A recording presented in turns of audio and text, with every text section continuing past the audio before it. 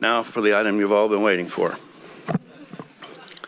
Okay, so a couple things. I do have a script, but I also want to make this comment. Okay, there are an abundance of people in here, which is great, and there are going to be differing opinions about what people say. And I hope that we can do the right thing, at least in my opinion, the right thing, and listen to everybody's opinions respectfully. I would ask that at the end of each person's comment, we hold any applause or any other chatter, and just give those folks the respect and the time that they have coming to them as a citizen of Yuba City. Because we have a lot of people in here, I'm usually fairly generous with the clock. You just saw that.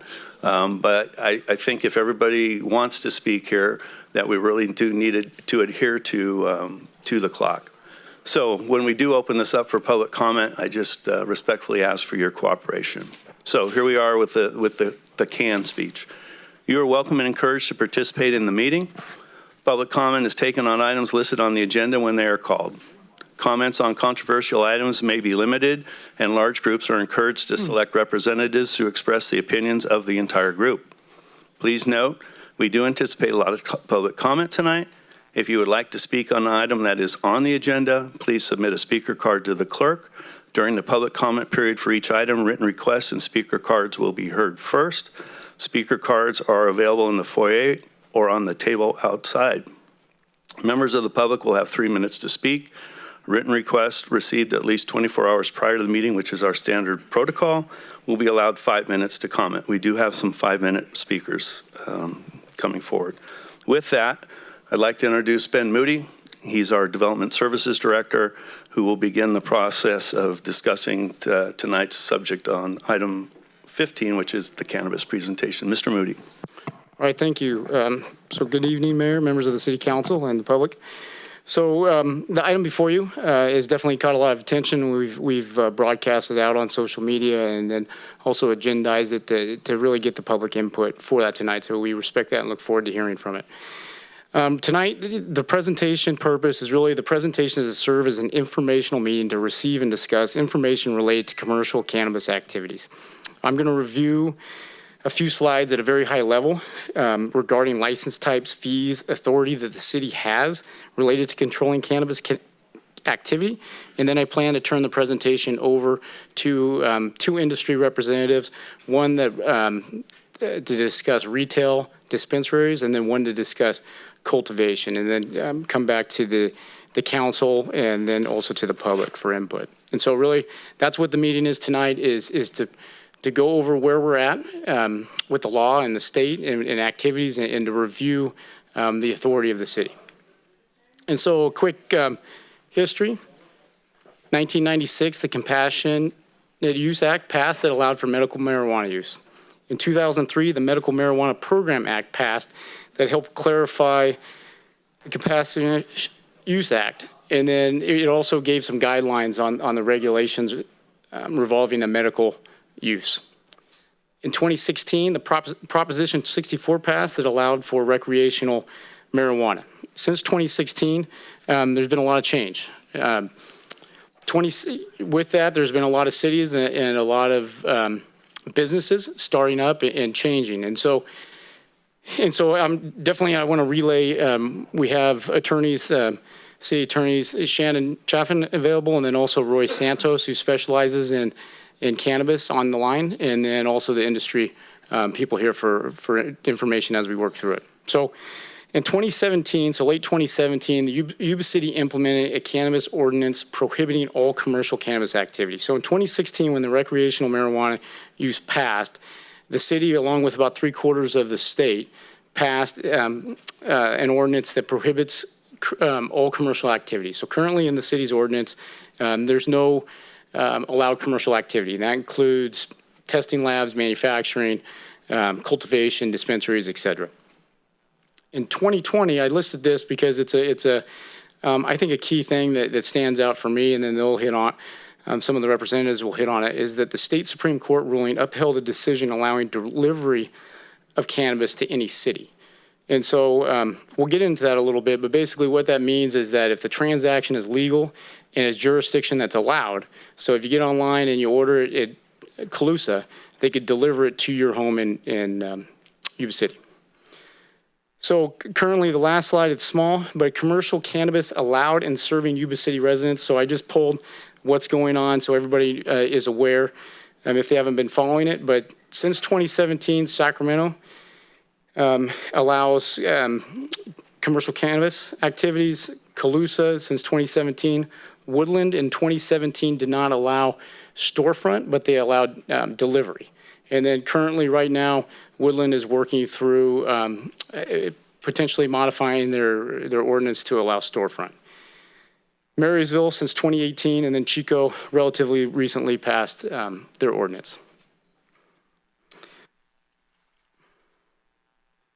So a little background on why we're revisiting with the new council since 2017 is that a lot has changed. The establishment of cannabis businesses, the commercial activities to become more prevalent in our area, in our region.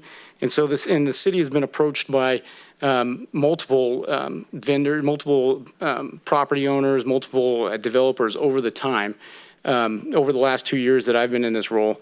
And so with that, we want to confirm the stance or just update the city council as to what is the stance. Are we okay with that stance that we have right now with commercial cannabis activity? So just real quick, here's the high level of the cannabis types. Right now with the state, there's 22 licenses identified. Basically, they're broken down into this cultivation of nursery, manufacturing, testing laboratory, retailer, distributor, transport-only distributor, a micro business, which is a small, it's a small business that does all three, that really does the cultivating, manufacturing, and the distributing. And then you have an event organizer. City regulatory authority. Regulation through local ordinance is allowed for. Typically, it's done via the zoning code or through a business license.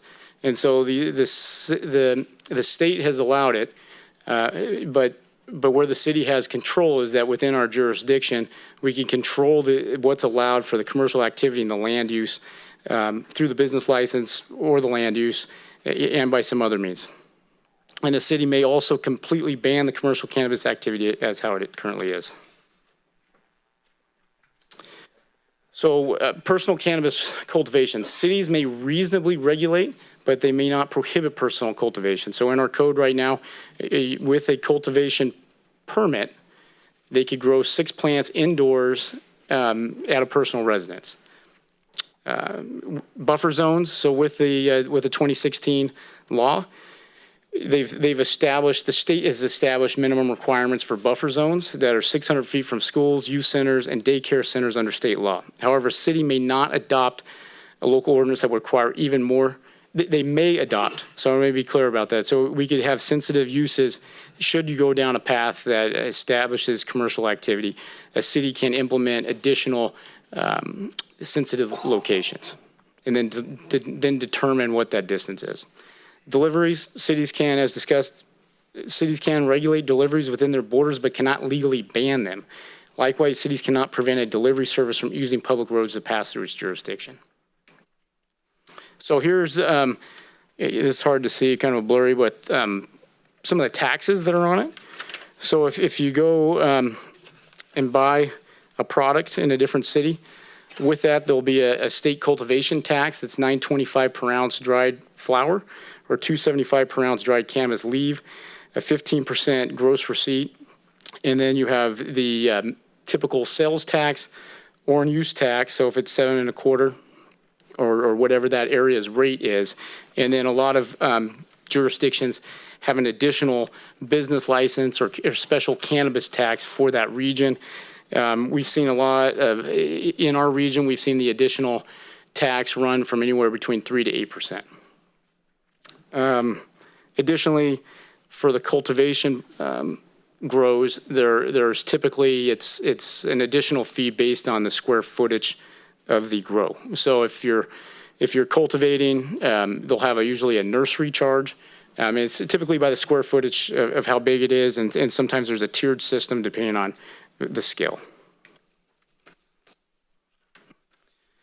So local regulation, potential decision points. And so as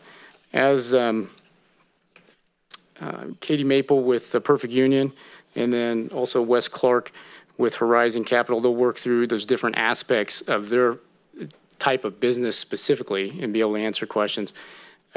Here's some of the decision points that go into the local regulation where it has occurred is where, first off, is it even allowed? Do you want to allow it? And then do you get into the weeds about specific types of licenses? If you're only, again, if the city is interested in cultivation only or lab testing only or a different aspect of those 22 license types. There's restriction. We've seen other agencies where they've restricted the number of licenses and license types. So you've seen Woodland, I think originally they restricted to 6 use permits. Marysville, they've tightened up their zoning, so there's really only 2 locations that could be storefronts. And then you've seen other agencies. And so, and they have different means of either doing it through zoning or through a qualified proposal on how they choose those approval process. The zoning is a big deal. Where do you want to put your commercial site? Do you want it out of the way back in the industrial location, or do you want it front and center, where it's a high use, where it's meant for the traffic?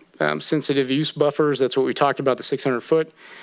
And then it goes on and really gets into the details. And so what I'm sure Katie and Wes will get into is some of the regulations by the state and how those have changed since 2016 on who it regulates is what and how it's checked into.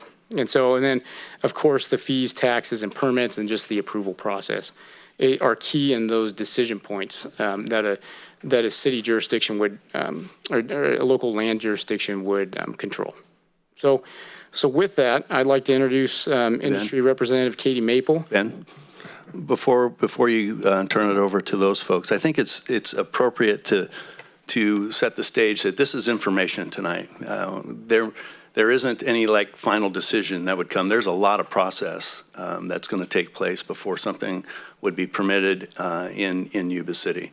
So tonight isn't going to be the last time people have an opportunity to come and weigh in on this particular issue. This is an informational meeting at our request just to learn a little bit more about what this business is about, how it's operated in other entities, and just to learn. You're certainly welcome, and I hope you do come up and comment, but I just want to make sure that before we get too further down the road here is that this isn't the final for anything. There's a lot of process left. Thanks, Ben. Very good point. Through the mayor, would you allow us for questions after Katie and, okay, thank you.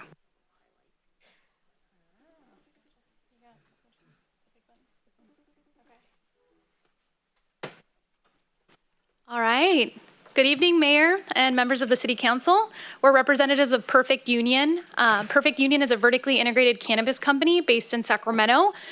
We started operating 11 years ago, and we currently operate 13 retail storefronts throughout the state of California, as well as cultivation facilities, distribution facilities, and manufacturing facilities.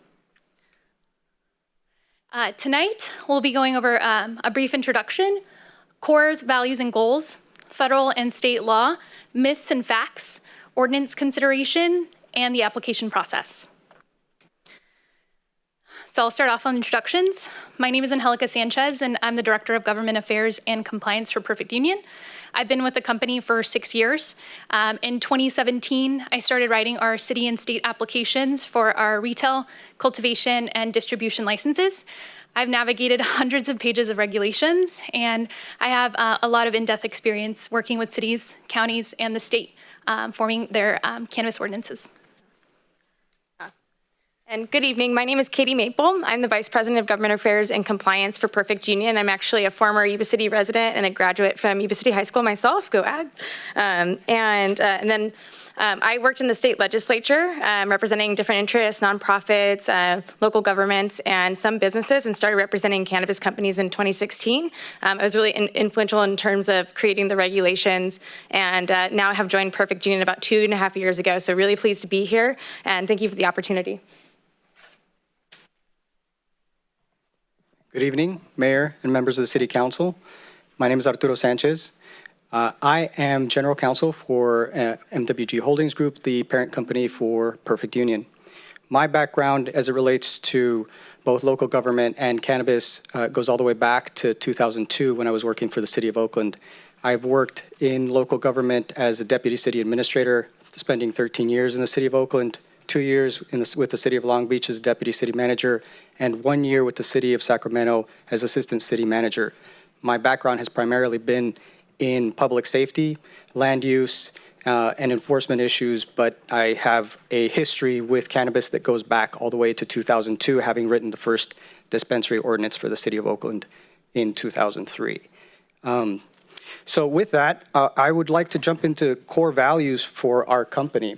And so, you know, when in my work and in my time as a local government official, it was always about balancing the interest between the needs of the community and developing new business opportunities that would allow for employment for our community members.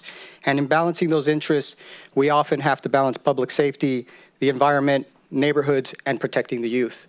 From as far back as 2003, when we were working on that first ordinance, we had to determine a way in which to allow for medical dispensaries to be operating in the City of Oakland at a time when we actually had about anywhere between 17 and 23 illegal operating cannabis collectives in the downtown area of the city. So the city council had to tackle a very tough issue at that time, which there was no framework for. The good thing about today's day and age is that we have a good framework where cities have successfully implemented programs that do just this. They balance those interests. So our guiding principles, even in our company, are to always think about public safety, the environment, the neighborhoods that we serve, and how we can make sure that we protect the youth as we move along in any work that we do to open a new store. Next slide, please. So just to revisit some of the items that were talked about by staff, state regulations currently allow for cannabis delivery companies licensed in other cities to deliver anywhere. That includes in your jurisdiction. So right now, you are not occupying a space where you can control and provide for those public safety elements, making sure that you protect your youth, and making sure that you balance your interests between developing new business opportunities and making sure that it complies with the needs of the city, right? Every city is unique. Every city has a different touch point and a different vibrancy, and each requires its own policy to be developed that will be consistent with the vision of the mayor, the council, and the staff. So deliveries are happening every day while other cities reap the tax revenue. As a former city official, this is one of those areas where I always think it's very interesting. For cities, there are very few opportunities to develop a new revenue stream. I mean, if you look at what generates new money for your tax base, it's when properties are sold and you get an increase in tax. But you really start to look to where you can attract new industries, new sectors, new opportunities for your folks to be employed. Cannabis represents one of the very few new and unique revenue sources for a city where you can really legitimately provide for middle-class income for your residents. Cannabis currently is paying more than a living wage in many jurisdictions. It is providing for people who live in those cities to be able to afford to live in those cities and to contribute back to their communities. So this represents a very small band of new and unique revenue-generating opportunities for a city like Yuba City. Right now, all those revenue opportunities are going to someone else because they can deliver to your city and you have no control and you have no opportunity to capture that tax base. So as you can see in this photo, there are currently 18 delivery companies serving the region. In addition, according to our store data in Marysville, more than 21,000 customers per year are visiting our stores from Yuba City zip codes, making 65% purchases on a regular basis. So right now, the city of Marysville is having and serving residents of Yuba City for cannabis. And this is an opportunity for you to take up and occupy a space to make sure they're served here. And again, I always think about the jobs. I always think about the opportunity for revenue. I always think about where those limited opportunities exist and the fact that you need those sources to be able to come into the jurisdiction in new and unique ways. And you're also looking at an industry that's more than willing to partner with local jurisdictions. That's why folks like me get hired, because we like to work with cities. We like to find new and unique ways to work with you to make sure that we achieve our goals, your goals, which is to be a good partner with the city. Next slide, please. So we'll cover a little bit about what's legal. Staff did an excellent job, and I think they did a good job of framing exactly what we're looking at. Proposition 64 passed in 2016, legalizing adult use cannabis production and sales in California. As I explained, my time with cannabis goes all the way back to 2003, when SB 420 was first adopted by the state legislature, making medical cannabis collectives and cooperatives legal in the state of California. At the time, the city of Oakland was thinking, how can we regulate this new and emerging market that was just proliferating our downtown? And so we developed the dispensary ordinance and decided to partner and control what could happen. And from that sprung 4 very successful cannabis dispensaries. And 6 years later, an additional 4, making 8 in 2010. I left the city of Oakland in 2015. When I went to the city of Long Beach, I helped develop their cannabis regulations as well. And in 2017, while I was with the city of Sacramento, I also worked on that. So Prop 64 passed with 57.1% of the vote statewide. That means the majority of voters in the state of California wanted legalized cannabis, wanted safe, reliable, tested access to cannabis. And right now, they're getting that from another jurisdiction, not from the city of Yuba. The California legislature passed Senate Bill 94 in 2017, creating the state's regulatory system for cannabis. We are required to renew our state licenses every year. We must resubmit information. We must verify who our owners are. For us, that means we include everyone who owns a share in our company. And we are a private company with a number of shareholders. And all of those shareholders are reported both at the local and state level, depending on the regulations of the local jurisdiction. We are transparent. Everyone who is connected to our company, who is required to be reported as an owner, is reported as an owner. And that happens every year, like clockwork. We must submit that information. Folks like myself also get live scanned by the state to make sure that there are no criminal background hits that would result in me being disqualified as an owner. And that goes up and down through our board of directors, to our CEO, to myself, anyone who could be considered an owner under the state regulations. The industry was overseen by the Bureau of Cannabis Control Department and Public Health Department and Department of Food and Agriculture, which created hundreds of pages of regulations. In this last year, they were all consolidated into the Department of Cannabis Control. So there's now one singular agency that will be responsible for overseeing the industry.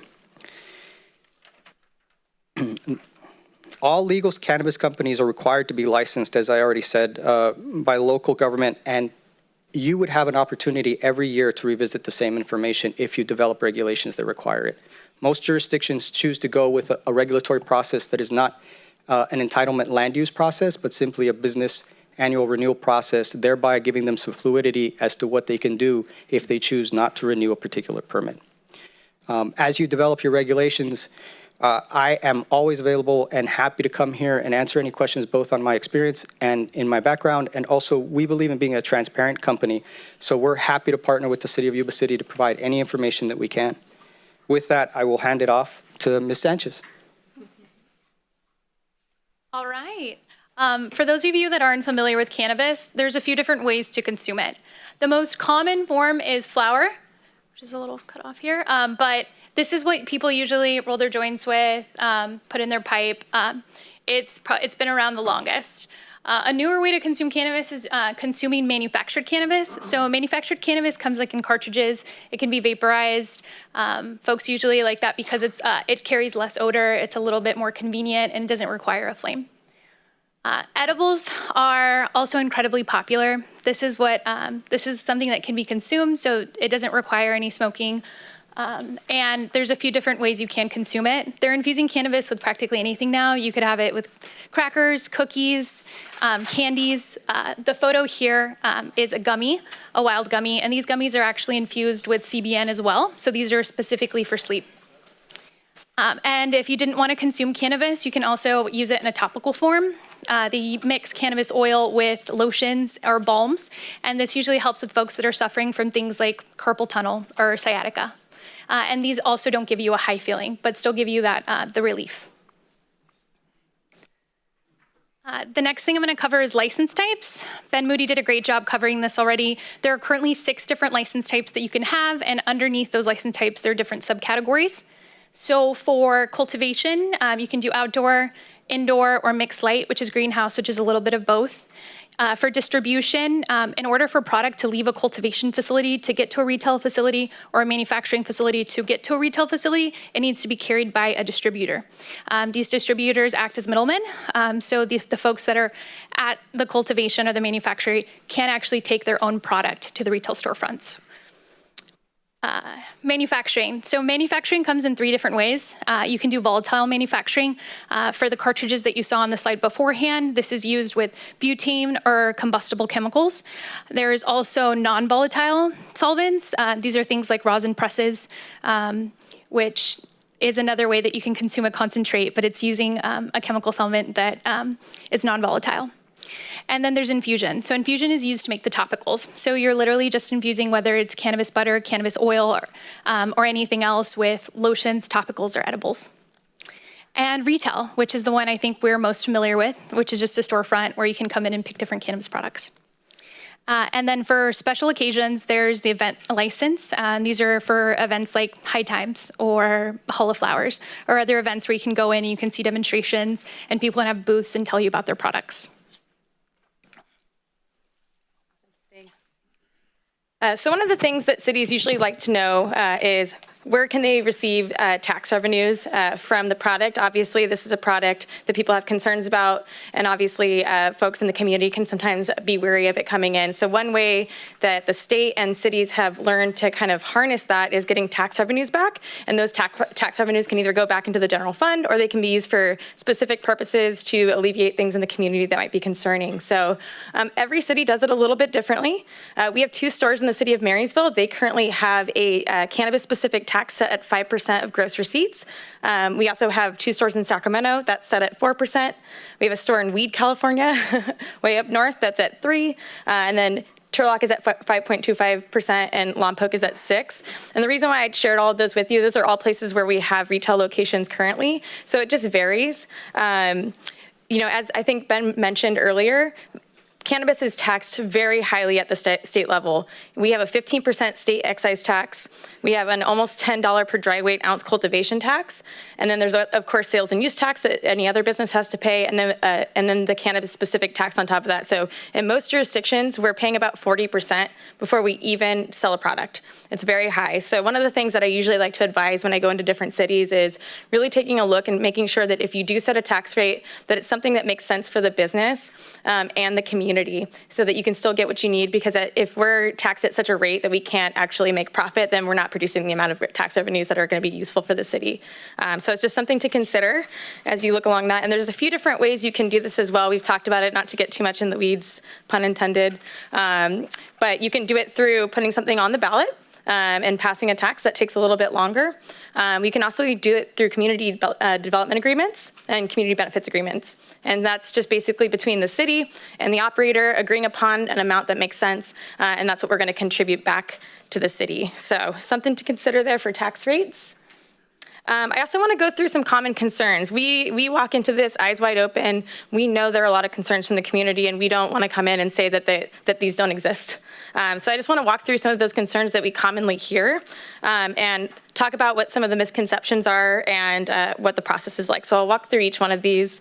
That's odor, increased crime, decreased property values, youth access, and the potential abuse of drugs. So number 1, people say cannabis dispensaries will cause more odor in my neighborhood. That's very concerning. We don't want to smell this. It's a very common concern, and it's understandable. Most of the interaction that people have in communities like this that don't have legal cannabis is their interactions are with illicit operators. Those are people that are not paying taxes. Those are people that are not operating under the regulatory scheme, and that probably do not have an odor control measure in place.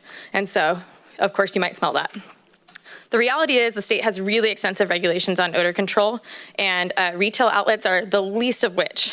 Everything that we sell in our stores is required by state law to be in a child-resistant package, which really significantly decreases the odor. And then we also have ventilation systems throughout the store. The other myth is there will be an increase in crime. This is something that I hear a lot when I go out, but if you actually look at the data, we find that this is untrue. Cannabis retailers are required to have extensive security plans that include 24-hour alarm systems, cameras that cover every inch of our facilities, and state-licensed security guards on duty. cities with licensed dispensaries have actually seen decreases in crime directly surrounding these facilities due to the extensive security measures. And we actually have really great relationships with law enforcement in all the cities that we're in. And some of those places were, let's say, skeptical to begin with. And now we have a great relationship with most of the police chiefs. And, it's been a really harmonious relationship. Just showing here one study based in Denver where they showed that in neighborhoods that had a dispensary that led to an average of a 19% decrease in crime. And if you think about it, if you have a security guard out front all the time and you have camera systems up, people are really unlikely to come and try to steal from you. Another myth, youth will be able to access cannabis. So this is something that we hear a lot. It's a very major concern. It's a concern for us too. We have zero interest in selling to anybody under the age of 21 unless they have a valid recommendation from a doctor if they're over 18. We have extensive identity check requirements. For anyone who's allowed into the floor, they're gonna go into a lobby, they're gonna be checked, they're gonna be put into a system, their ID is gonna be verified if it's valid. And so, like I said, you can only be 21, or if you're 18 or 19, you can have a valid recommendation. They have to show that documentation.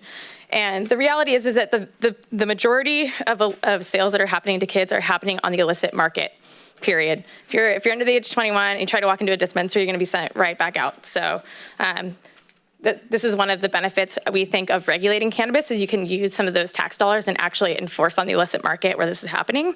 So I just show a study up here from JAMA Pediatric and the Insurance Institute that found that 100% of secret shoppers at legal retailers were required to show identification. We're not selling to minors, and that's just what they found. All right, next myth here. Cannabis dispensaries will cause property values to fall. We find again that this is untrue.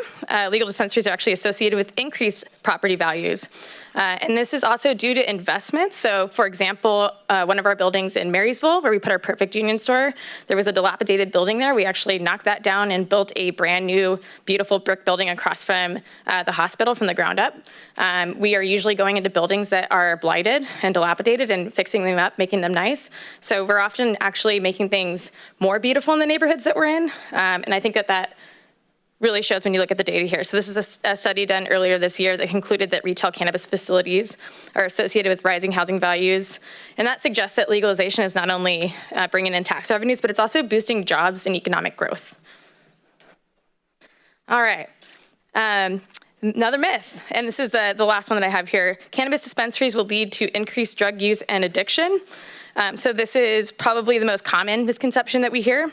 And we find that cannabis is actually far less addictive than common legal substances like alcohol and tobacco that you can buy in any gas station. So, and oftentimes cannabis is actually used as a harm reduction tool for individuals who are recovering from opioids.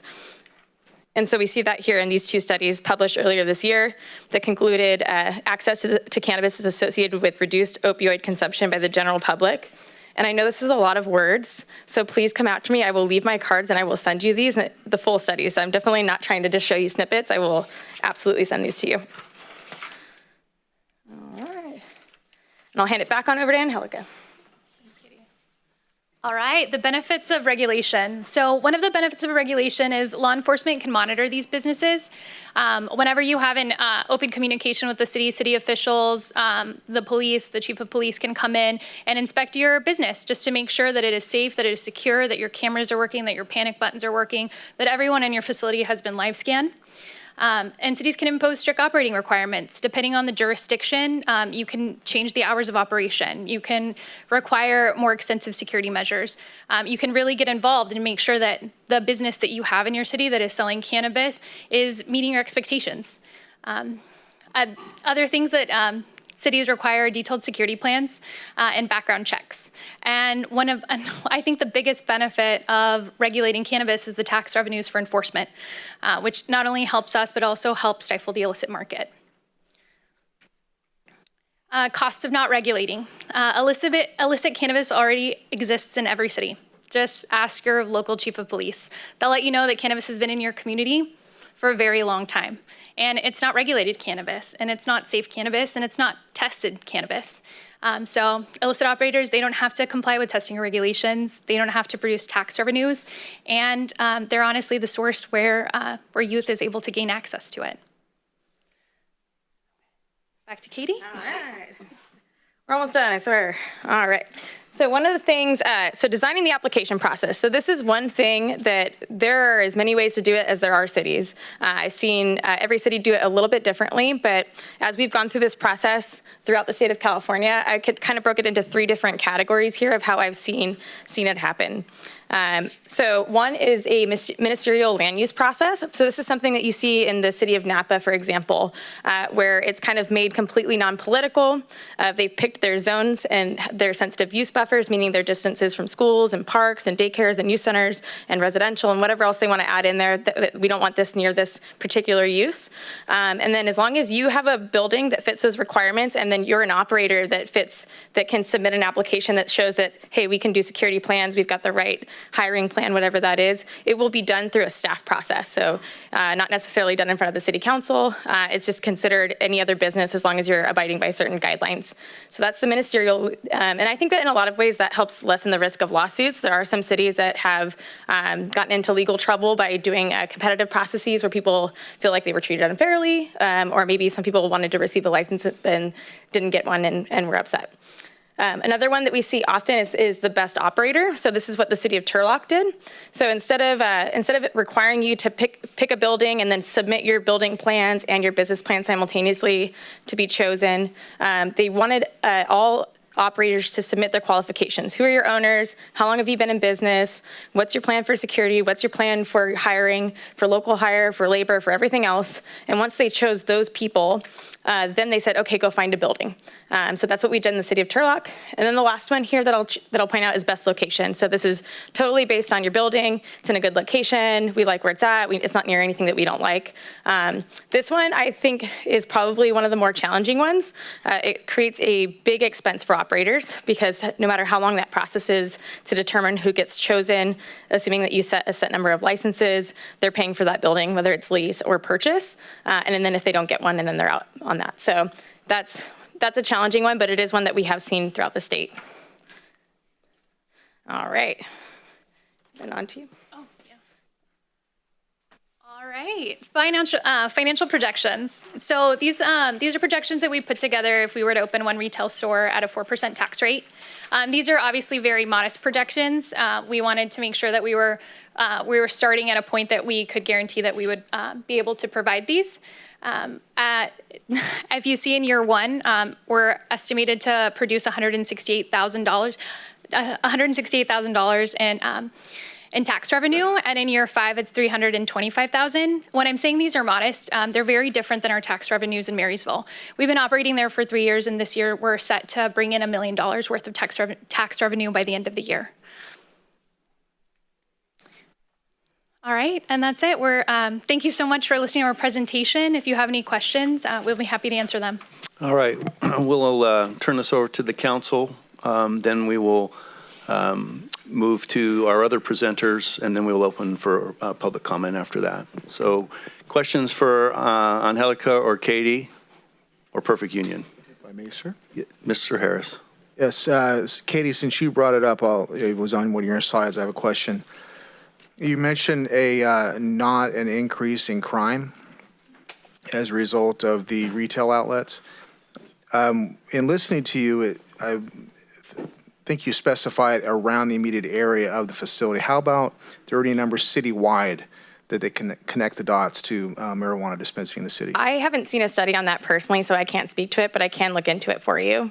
I'd appreciate it. Yeah, and we might even be able to maybe look at some of the locations that we're currently operating in, like Marysville might be a great example just because of the proximity, as well as Sacramento. Yes, please. Thank you. Yeah, of course. Happy to do that. Through the mayor. Mr. Harris. Oh, excuse me, Mr. Kirchner. Thank you, The Mayor. other Mr. Harris. I can't catch a break. Thank you for that very concise presentation. Before I ask my question, though, I would like to thank the public for attending tonight. If this is your first time here, these chambers are normally not this full. This is the process. And thank you for participating in this process. My question actually goes to Ben. Sorry, Ben. Something that you mentioned regarding Marysville, they were tightening up their zoning regarding.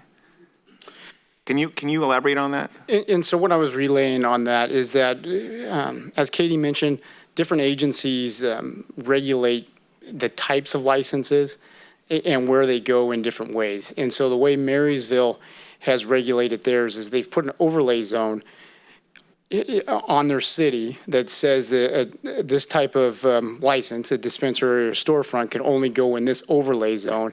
And they've set the setbacks from their sensitive uses so that really where it's laid it out is that it's really restrictive on where it doesn't give them much option for other locations than the two that are there in place.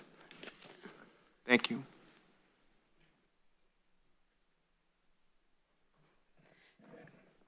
Through the mayor, do not call me Mr. Harris. I have much more hair than him.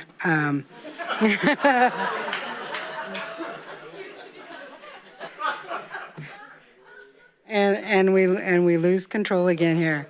Yeah, no, you know, there's a lot of hard here. So my question is, I'm not sure, we haven't heard the third presentation at this point, but I'll just ask a general question. As I'm driving around the city, I see lots of different advertisements, and I was struck by these billboards that just seem to pop up here in the most, I don't know, 2-3 weeks, a month or less, and about the delivery systems that are in the city. And there's 18 delivery systems. So I'm just kind of wondering, in general, who monitors those? Because if we have 18 deliveries already, you know, of whatever business in the city somewhere, who's monitoring those? So the state regulates the dispensary as far as the location, but yeah, if you want to go into the billboard, that's okay. you could add to the code. So non-storefront deliveries or non-storefront dispensaries are the delivery companies. They're required to have a physical location per state law. So they are licensed somewhere. And what they're doing is they're driving from wherever they're licensed into the city of Yuba City. So they could be licensed, I would say probably Sacramento is the closest one that would make sense. And so if they have a building there, they're licensed by the city and they're licensed by the state of California, and the state law allows them to deliver in any jurisdiction in the state of California as long as they're licensed somewhere. So, Hold on, please, hold on. There'll be, Council. hold on, sir. Hold on. Only because we have a viewing audience. If you would allow me to allow you to come to the podium, and that way everyone can hear what you have to say, okay? So the flip side of that coin, Councilmember Espandola, is that if there are deliveries coming into Yuba City today from outside our jurisdiction, the city currently has no authority to regulate or stop them from using our public roads, nor do we have any authority to stop them from making deliveries within our city. So that is already occurring right now.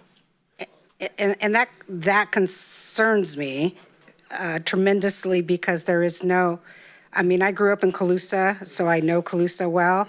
I don't have any deliveries coming to my address. You all can check it out. But I'm just struck by that. And the billboards in the city of Yuba City that are clearly advertising, hey, come and get it. You know, I'm just wondering how that's happened. I'm speaking to the gentleman at the podium, yes. So what happens is you get licensed. Time out one more time, and I hate to interrupt you, but if we have you speak, we'd love to have your name, please. My name is William Zapata. Thank you. So I live in Yuba City. I'm a Yuba City resident. Of course, there's no licenses available in Yuba City right now, so I had to go to a sister county to get licensed. So I'm licensed out of Colusa. I have a delivery non-storefront. 90% of my sales are in Yuba City. We are allowed to carry up to $5,000 in product per van, and we're allowed to park pretty much out here as long as we have pre-orders. So we do advertise on Weed Maps and all these other advertising sources. That's why I'm here. I'm an advocate for Yuba City to get licensed because you guys are missing out on tax revenue. It's not fair as it is to say because I'm licensed in Colusa, but I live here. My kids go to school here, you know, I fill up my gas here, I buy groceries here. That's how it works though. So if you're licensed in the state of California, you're allowed to carry up to $3,000 in product on you, $2,000 in pre-orders. Pretty much we can ship a van anywhere we want in the state. We can operate out of that van and we can advertise anywhere we want. So it would make sense for a county to, So normally, in order, I'm just curious, because I'm learning, as the rest, I think, in the crowd. Am I allowed to ask a question? Yeah, he's just letting me know he had a question. Okay, I'm sorry. I'm getting distracted. So in here, we would never know really who owned that business because they're registered somewhere else. yeah, we have So there's companies there's- out of Humboldt that deliver here. There's companies out of Chico or Sacramento. There's companies out of Colusa. There's two. Okay. Chico is allowing licenses that are going to be delivering right to Yuba City. So Okay. there's plenty. So then my other question, and maybe someone else can help me with this. Are there current, thank you, sir, I appreciate. Are there, I believe Sutter County has existing ordinances. May I respectfully ask Yeah, a question? Yes. If we have questions for Perfect Union, can we ask those? Yeah. And then allow the other presenters and then get into the more general questions? okay. Would that be okay? Yeah, for sure. fair. Thank you Okay, for that. thank you. I appreciate that. Any other questions for the Perfect Union folks? Yeah, I guess my question is, who monitors the work that or the business? So who's checking up on you to make sure that all of these things that you're telling us are true and consistent to, and how much of that would become a responsibility of the city? You know, who from the city then would monitor, and if there's issues of enforcement, and is there renewable allowances for annual contracts? 3 questions. Sure. Through the chair to Councilwoman Espandola, is that right? Espindola. Espindola. Yeah. To answer your question, which is a very good question, so there are generally two monitoring agencies. One will be the state and one will be the local jurisdiction. So at the local level, in any jurisdiction where there is a local license, like the gentleman described and like we have in Sacramento, we're required to annually renew our license. So every year we must submit updated information on our ownership group. As a part of that, the city also has an auditing department and a code enforcement department and the police department, and they all regularly come in to inspect and review the facilities to make sure that we're compliant. In the city of Marysville, very similar situation. We often get visited by the oversight department, happens to be the police department. So the police department and the chief, walk in. They do on-site inspections and make sure that we're compliant with all the security measures that we're supposed to have. At the state level, what they're really doing is reviewing and doing a deep dive into the ownership the same way the city would, but they're tracking the product from seed to sale. So they want to make sure that whatever seed goes in the ground and when it gets to a certain height, that it's tagged with something where they can see it flow through an electronic system out the door at a retail establishment. So if the cultivator sells a bulk amount of their product, dried, weight, wherever it goes, if it goes to a manufacturer, the system tracks that it goes to the manufacturer and it's accounted for by weight. Any waste must be accounted for. Any product that's actually going to be put into a new product will be accounted for. And then when it gets to the store, it's also accounted for. And as Ms. Maple described, delivery between licenses, movement of the product must happen through a licensed distributor as well. So the product is regulated by the state at that level where you must log into the metric system, you must have a tag that identifies the product and could be traced all the way back to the root source. At a waypoint, usually the distributor, the product is tested in its final form. And that test is intended to provide surety of product for when the retailer sells it, right? So if you walked into one of our establishments and you bought something, the number that's associated with that tag would be connected to a test, an analysis that's done of the product to be able to determine both its THC content and also if there's any contaminants in there that we would not want to be included. So the state monitors to make sure that the product you're getting is safe to consume at the levels that they've established to be safe. And so every licensee, like us, is monitored at those two levels and within the city typically by multiple levels, right? That's why we have good relationships with the police department, with our planning departments, with our code enforcement unit, because we have to make sure our signs are compliant with your sign code. We have to make sure our building is accessible for ADA requirements. We have to make sure that the security measures that the chief and the city council want to see are implemented. And we balance all of those things. And in every jurisdiction, those requirements at the local level are consistent with what the state would require. You want to know what our licensed premises is going to look like. The state wants to know what our licensed premises is going to look like. State wants to know where we have cameras. You want to know where we have cameras. State wants to know we're selling via the metric system. You want to know we're selling through the metric system. So we have a dual oversight at the local and state level. And I hope that answers your question. That was very thorough and more than I thought that I knew, but thank you very much. Questions? May I offer a brief clarification? Sure. One final note. As you know, Roy Santos is on the phone. He's been sending me texts on occasion so as not to have to chime in. But he did want to point out that as a practical matter, inspections are primarily done at the local level for enforcement with regards to security and everything else. So the actual inspection of the facilities is more typically done at the local level. So those jurisdictions that are inclined to be very careful about what they bring into their cities are the ones that can set the restrictions on how those inspections take place, when they take place, and what sort of inspections are warranted.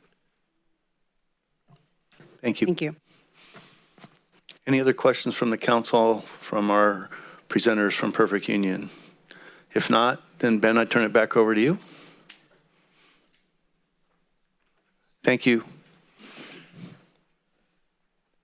Okay, so with that, I wanted to bring industry representative for Cultivation, Wes Clark, and Tyson Hunter with Horizon Capital. Mayor, city staff, and Ben, thank you so much for giving us this platform to talk a little bit about why we are all here, which is the cannabis flower, the plant itself. So first of all, the Perfect Union team, great job on government affairs and everything like that. We're going to try and limit the redundancy a little bit because they absolutely knocked it out of the park. But what we want to be able to do is talk a little bit about the actual plant itself and indoor cultivation. And I believe this is the clicker right here. Perfect. So let's start a little bit nationally about what's going on in the United States right now. You've got around 9 in 10 Americans, according to the Pew Research Center, that is some that are for favor of some form of marijuana legalization. A total of 36 states now, the District of Columbia, Guam, Puerto Rico, and the U.S. Virgin Islands have approved comprehensive, publicly available medical marijuana. 17 states and the District of Columbia have legalized small amounts of marijuana for the adult recreational use as of April 2021. I think the thing that's really exciting about the cannabis industry and why we're here speaking about it is jobs. And when the country shut down for the pandemic, we were essential. And we got a chance to be able to still help people that were in pain, people that were hurting. And that was really great, being able to be an essential business, which cannabis was in the state of California. And just to take a look at it, the United States now has over 321 full-time equivalent jobs supported in the legal cannabis industry. That's ancillary stuff too, like packaging and people that work for the packaging industry and everything like that. But that's more cannabis workers in the United States than electrical engineers, which is really cool, and twice as many cannabis workers than dentists, to try and put that into perspective. Next, what I want to do is I want to introduce my business partner, Tyson Hunter, who is in the cultivation industry, indoor cultivation down in Hollister, a similar ag-based city, and I really wanted to let him be able to talk a little bit about indoor cultivation. Good evening, everyone. My name is Tyson Hunter, and I'm a horrible public speaker, so bear with me, please, if you will. But on top of that, I'm also the COO of a cultivation facility in the city of Hollister. And also before that, I was the COO of a dispensary in the city of Seaside. Like my business partner Wes said, we don't want to get too redundant, but we'll just touch base one more time about regulation in the state of California and cannabis. So originally, the regulations were monitored by 3 main departments. For me specifically, you have the CDFA, that's California Department of Food and Agriculture. They're the ones that have oversight over everything that I do inside of my facility from beginning to end. And when we receive an audit, they come in and they check on everything. The California Department of Public Health had oversight over manufacturing of cannabis products, whether it was edibles, concentrates, infused pre-rolls. They would come in and they would audit those aspects of the business. And then on the tail end of the supply chain, the Bureau of Cannabis Control would monitor the retail side, the testing, the distribution, and make sure everything was on the up and up. They have, as of July, all combined forces to be the Department of Cannabis Control. And I think everybody in the industry really, really appreciates that, because we've been dealing with 3 bosses for the last couple of years, and now we're going to be dealing with one, and it's going to be very streamlined and efficient, and we all greatly appreciate that. But moving on, I want to talk about cannabis in general, just educate everybody on the life cycle of the plant. I won't take too much time, but I'll start from the beginning to the end. If you could picture this slide and go from the right to the left, I'm going to talk about the stages of the plant from seed to sale. So on the right, you have these compartments, and those compartments would house some clones, or the mother room, really. The mother room is where we would propagate our clones, and then next we would move from the mother room into the clone room, where we would focus on making sure that the plant grows a solid root ball, and it's about yay high. And then after that, we're going to slide into the vegetative and flower stage. That's where the plant expands its root structure, and it gains in height and strength as far as the overall system. And then we slide it into the flowering stage, which basically lasts for about 71 days. And it's at this point where the THC is produced and where all of the high quality cannabis product that everybody desires is mainly developed.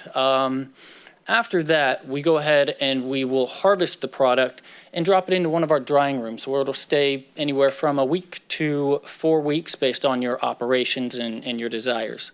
Then it is dry enough as far as a moisture level to slide into the trimming department, where employees would trim, manicure the product and get it ready for packaging. Which then it would slide into the packaging department. And in the packaging department is where we really adhere to one of the regulations that is very important to everybody in our industry, which is child-safe packaging, to make sure that it is child-proof from end to end. I brought a sample if anybody would like to see it. It's actually very difficult to open, and that's the intention, to make sure that a kid can't get its hands on any of the product. After that, we want to make sure that all the product is tested and compliant and safe for the end consumer. So once it's packaged in its final form, whether it's a concentrate or a flower, we send it off to a testing facility. This testing facility actually comes to our facility and picks a random sample and then runs the test and provides us with a COA. It stands for Certificate of Analysis. That Certificate of Analysis is our only way to be authorized to sell the product. If it fails at any point on moisture content, on pesticides, or any foreign materials, then we are not allowed to sell it to a dispensary. And matter of fact, most dispensaries, they know that they wouldn't want it on their shelves anyway, and they'll deny it right as we walk through the door. So everybody is forced to adhere to those testing requirements. And it benefits everybody. It benefits the consumer at the very end as well, because we've been talking a lot about the illicit market, where the illicit market, you can buy that pretty much in every city in the entire United States as far as cannabis goes, and it's not getting tested for any of those harsh chemicals or products. So the regulations and the legalization of cannabis has really benefited the end consumer a lot in that aspect. And we're all happy to follow those regulations. And then finally, at the very end, once we receive our COAs and we're good to go, we put it into a van and we transport it for either a sale to another distributor who has an idea of what they want to do to it before they send it off to a dispensary, or we send it directly to the dispensary, and then that's where the transaction happens. So I'm going to hand it off to Wes. He's going to talk about a few things. We're going to bounce back and forth a little bit here. Yeah, thank you. Appreciate Tyson kind of breaking down the whole growth cycle there for the cannabis plant. I think one thing that when I was talking to Tyson about this presentation is like, what are some of the big impacts that you've made? And number one was the police department, and being able to work hand in hand with the police department and be able to have any kind of concerns that they raise and be able to actually work hand in hand, whether it's a use of the camera for a small fender bender that might have been in the parking lot, or being able just to have access and have that 90 days of footage. Do you kind of want to talk a little bit about the footage and everything like that? Yeah, absolutely. A couple of other points, too, that are really important on the local level. So every facility, and this might be redundant, but every facility is required to cover every square foot of their operations with a camera, and it's got to be a high-resolution camera.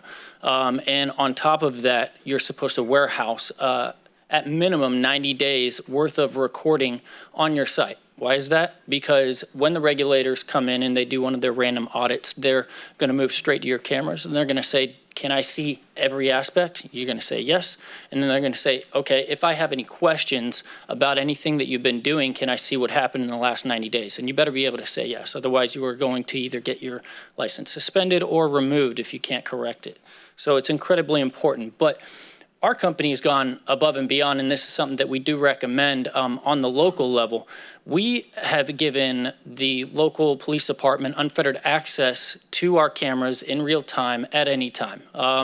This has benefited everybody because it's created transparency and trust from an end to end. If you're not trying to do anything illegal, you should have nothing to worry about. So we hand over the visibility of our cameras. When I first started working in Hollister, we've never had any horrible incidences, knock on wood, and thank God. But when I would get contacted initially by the PD, they were commenting on my lunch and just kind of saying, hey, but their point was to let me know and let everybody know that they see what we're doing, and we appreciate them for that. And it also allows us to have a sense of security because, if there were to be anything that were to happen, any criminal activity, we would want them to be able to be there and support us rather quickly. So it's highly beneficial on everybody's end, and 24-hour, 7 days, full camera security is required as well as 90-day recording.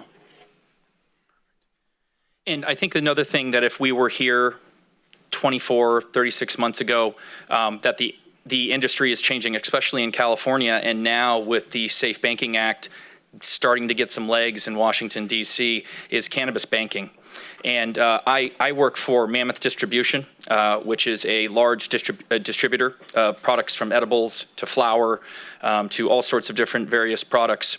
And being able to be paid and have payroll come direct deposit now. That was not something that was available to us in our industry 24, 36 months ago. Being able to wire transfer money from a cultivator to a distributor, that's another new feature that is really great too. And being able to write checks. You have small credit unions in the California market that are now starting to adopt faster and faster because they see the need from us. Being able to not have to drive around with big bags of money and actually having a Garda or a Brinks truck being able to drive to your facility and safely get that money out of your possession is huge, and that is definitely limiting the amount of crime and theft you kind of see from 2-3 years ago, where you had these big safes and vault rooms and everything like that. And then actually, I'll just take water usage and then flip it back to you for filtration. Yeah, go for it. Perfect. I think another thing that common concerns, especially on the cultivation side, and speaking specifically from indoor. I had a friend in the wine industry, and I have a close friend that does work in the ag industry. So I was like, hey, kind of throw me some numbers, and I did a little bit of research. So at Tyson's facility right now, an eighth of cannabis is a unit, right? Eighth of cannabis would be in this bag right here. Bottle of wine is kind of a unit, and then a pound bag of almonds that you would get at a convenience store at 7-Eleven. An eighth of cannabis is using 3 gallons of water. A pound bag of almonds is using 400 gallons of water, and a bottle of wine is 150 gallons. So when it comes to water usage, we understand that we are going to use water, but with the technology and indoor cultivation and being able to get great filtration systems and drip systems in there and things like that, it's going to only get better. And I'll turn it over to you for odor. Yeah. So as stated in the presentation before, odor mitigation is top priority for almost all cannabis industries because close to 60–70% of any complaints in a city come from odor issues. So if you're going to be in the industry and you're going to be able to operate and hold a license, you better be able to manage that odor issue. And pretty much all facilities have the capability of doing that. One of the ways that they do it is they control and manage the odor utilizing control systems such as carbon filtration systems inside of the ventilation systems inside of the facility. But I've done a multiple number of tours at our area in Hollister, and whenever I have somebody that I'm going to be giving a tour and showing them kind of the large scope of what cannabis is in a facility, first thing I do is I ask them to take a nice big fresh breath of fresh air and tell me whether or not they can smell any. And the outcome is always the same, and the answer is always no, because we do employ the highest levels of systems to make sure that we are mitigating the odor because we understand it is a local issue for sure. I'm just going to keep rolling through. Let's talk about cannabis regulation. I brought a couple of samples here. Previously, we had a question about how are the items in cannabis monitored? What are the mechanisms that are utilized to monitor and control where the cannabis is going and what it is doing? So every single cannabis product, whether it is a live plant or a finished product, has to utilize one of these, what's called an RFID tag. This is a radio frequency emitting tag. When I propagate and I clone something, I immediately need to tag it with this radio frequency tag, and it has what's called a UID. This UID is a unique identifying number that is warehoused inside of that metric system that we had referenced earlier. And what happens is whenever we get a clone, we assign it a number, we assign it a tag, and then we strap the tag to the plant, right? And it stays with it. It's like its social security card. It stays with it throughout the entire life cycle. You can utilize that unique identifier at the very end of supply, and you could tell exactly everything that that plant did, even which room it was in at any given time in my facility. We have to notify the metric system and the state every bit of movement that this plant does via these tags and via that UID label. So how does the metric system and the state monitor that? They do regular audits, and when they come in, they have a simple wand, and what they'll do is they'll print off of the metric system a list of all the plants inside of our facility, and they're designated by what room they're in. And they'll do that this morning, and they'll call you up and they'll say, we're coming to take a look at your facility, and you better be ready. Right, you better have everything crossed and dotted. So they'll come in and they'll wave the wand in any specific room, and it'll report exactly all the plants that are in that room. And then also they'll match it to what's been reported in our metric system.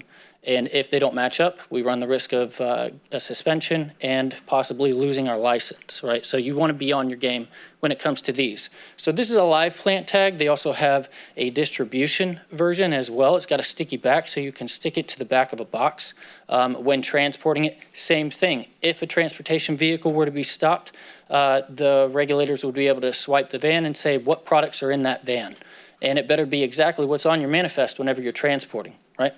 So we spoke about odor control. Another thing that they regulate and monitor is the employees and the access control. First and foremost, we're talking about the employees and the need for live scanning and background checks. If you walk into a cannabis facility, you can know that everybody there has a clean record. Why? Because we can't hire them. We cannot hire them if they do not pass a very strict DOJ and FBI background check first. Okay, so that's how we manage who's inside of our facility and whether or not they can be trusted.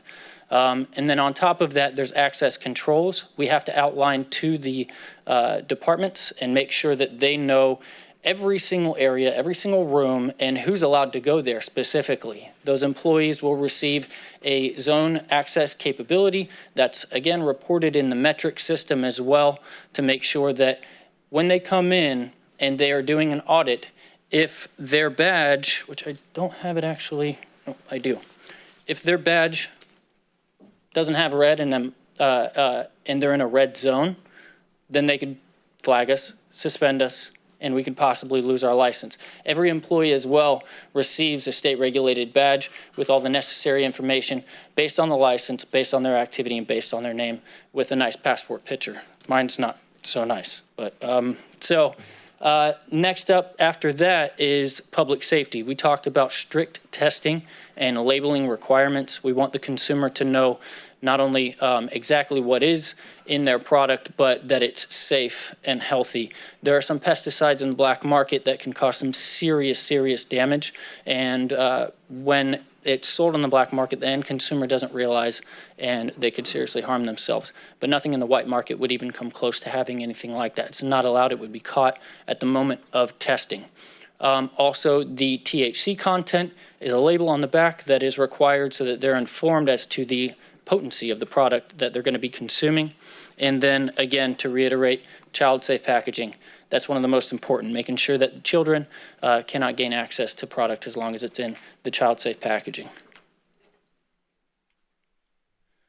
So we talked about the seed to sale tracking, the 24/7 video surveillance, and the frequent audits. Our facility has had 6 audits in the last year, and as I said before, they don't give you that much of a heads up because they want you to be kind of on your heels and they want you to be very honest. So most of the time we'll receive maybe a day's notice and they'll say we're going to come in and we're going to do a full audit, and you drop everything. I drop everything. It doesn't matter if the Pope's there. I'm going to go ahead and just walk my way through and give this person the royal treatment, let them see everything that they got to do.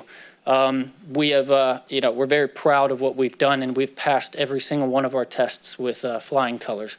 And if you're not doing that, you're going to give the industry a bad name, and I know none of us want to do that. So the question is, why legalize cannabis? We touched earlier on the other slide, again, a little bit redundant, but providing safe and clean product for alternative medicines. It's very important for a lot of people that deal with a number of issues, anxiety, dyskinesia caused by Parkinson's. It is fantastic. And more studies are showing the capabilities of this product as well. Again, also, every single city in the United States is selling cannabis. And the only question is whether or not it's regulated or whether or not it's going to be sold in the illicit market and going to criminal activity. The goal is to defund that criminal activity and then turn around to the third point and provide the tax revenue of that to go to city infrastructure. It's going to provide a new source of tax revenue, which will fund the increase in the quality and quantity of public services to the surrounding communities. That can go to things like highway building and maintenance, education, police protection, hospitals and healthcare. This year alone, Hollister has received $731,380 in cannabis tax revenue, and we still have another quarter to go. So a lot of good can be done with that funds, which would otherwise, if it's not legal in your city, go either outside to another jurisdiction or to the illicit market. I hand it over to Wes and let him kind of take it from there. Thanks, Ty. Let's talk a little bit about the people in this room and what it could bring to the job growth for the city of Yuba City. My territory is from Tahoe, Colusa, all the way down to the Bay. I've been in about 125 dispensary storefronts and delivery services. Averaging employees is anywhere from about 25 to 50. When you take a look at manufacturing and cultivation, they can be really small, about 15 to 25 employees, all the way up to, if you get a chance to go drive by South Sacramento, Natura Life Sciences, which is a full campus, cannabis campus. We could be talking in the next 4 years of adding 500 jobs to the Yuba City job market. Not only is that just going to be jobs, but that's not going to be minimum wage jobs. That's going to be in a market that is continuing to grow. I believe it was 35 or 40%. The cannabis industry grew just last year alone in California. You have cultivation and trimming and packaging, manufacturing, marketing, sales jobs, compliance jobs, and transportation. This opens up a whole bunch of new jobs for people that don't want to become a barista, or maybe looking to get out of the restaurant industry and looking to break in, or want to take their college degree from Chico State that they got a marketing degree and be able to come down and help a facility back in their home of Yuba City. So the other thing is, which Perfect Union, I have to tip my cap to them, does a great job of, is making sure that the employees are happy. They have one of the lowest turnover rates. So does Tyson, and the living wage guarantee is what we try and strive to be. On top of that, if you were to go right now and open up a burger joint and go get your paperwork through the city council or through the planning commission, that's it. You don't have to have these relationships with nonprofit organizations and reach out to the community and make sure that they understand the plant and make sure that they know, hey, there is other alternatives than Ambien. There is other alternatives to pain pills, and be able to reach out, whether it's murals, whether it's food trucks, whether it's going down to the local food bank, just getting to know people.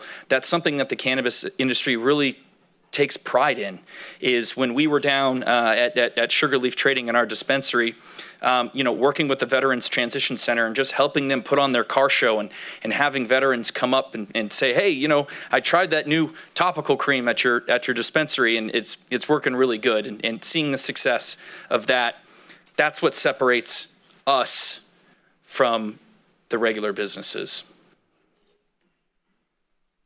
Thank you very much for your guys' time. All right, from the council, questions? Through the mayor.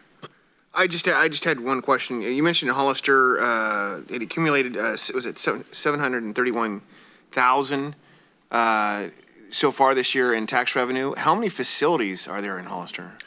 Yeah, great question. Thank you very much for that. Actually, not that many.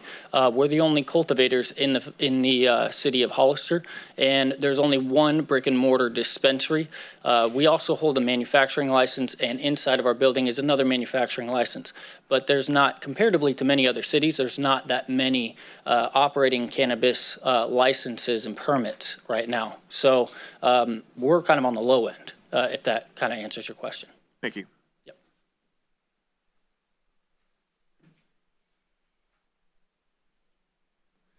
If I may. Anybody else? Yes? Yeah. Tyson, don't take this the wrong way, but can I open that sample? It's actually, there is no product in this. It's empty, but I'm happy. I'm just kind of curious to see how that is set up. Yeah, have a go at it. And actually, if I could pass around to you guys, we have just a sample of the rigorous testing that a certificate of analysis, and then an actual email from the city of Hollister. Just hand that to Ben. Just quickly give it to Ben. Ben will take care of it. Thank you. Great. Vice Mayor? Ms. Espandola, questions for Mr. Harris? No? No, I'm done. Okay. Thank you very much for the presentation. All right, before we get going with public comment, I think we're good? Okay, good. All right, so thank you to the presentation. Mr. Moody, anything before we open to public comment? And I need some speaker cards here, I think.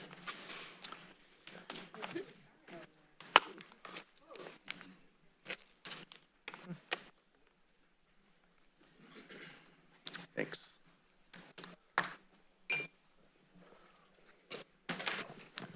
All right. Again, bear with me. I'm trying to make sure that we get time for everybody to speak tonight. I'm going to take the written request for 5 minutes first, then I'll take the speaker cards, and then which have been presented in the order they were received, and then we will open it up to the public that are in the room and as well as those that are online. And again, please, no applause, no booing, no. If we could be respectful of each other's opinions, that would be greatly appreciated. And the first written request I have is from Brandon Barnes, our sheriff. And Sierra, he's a 5-minute person.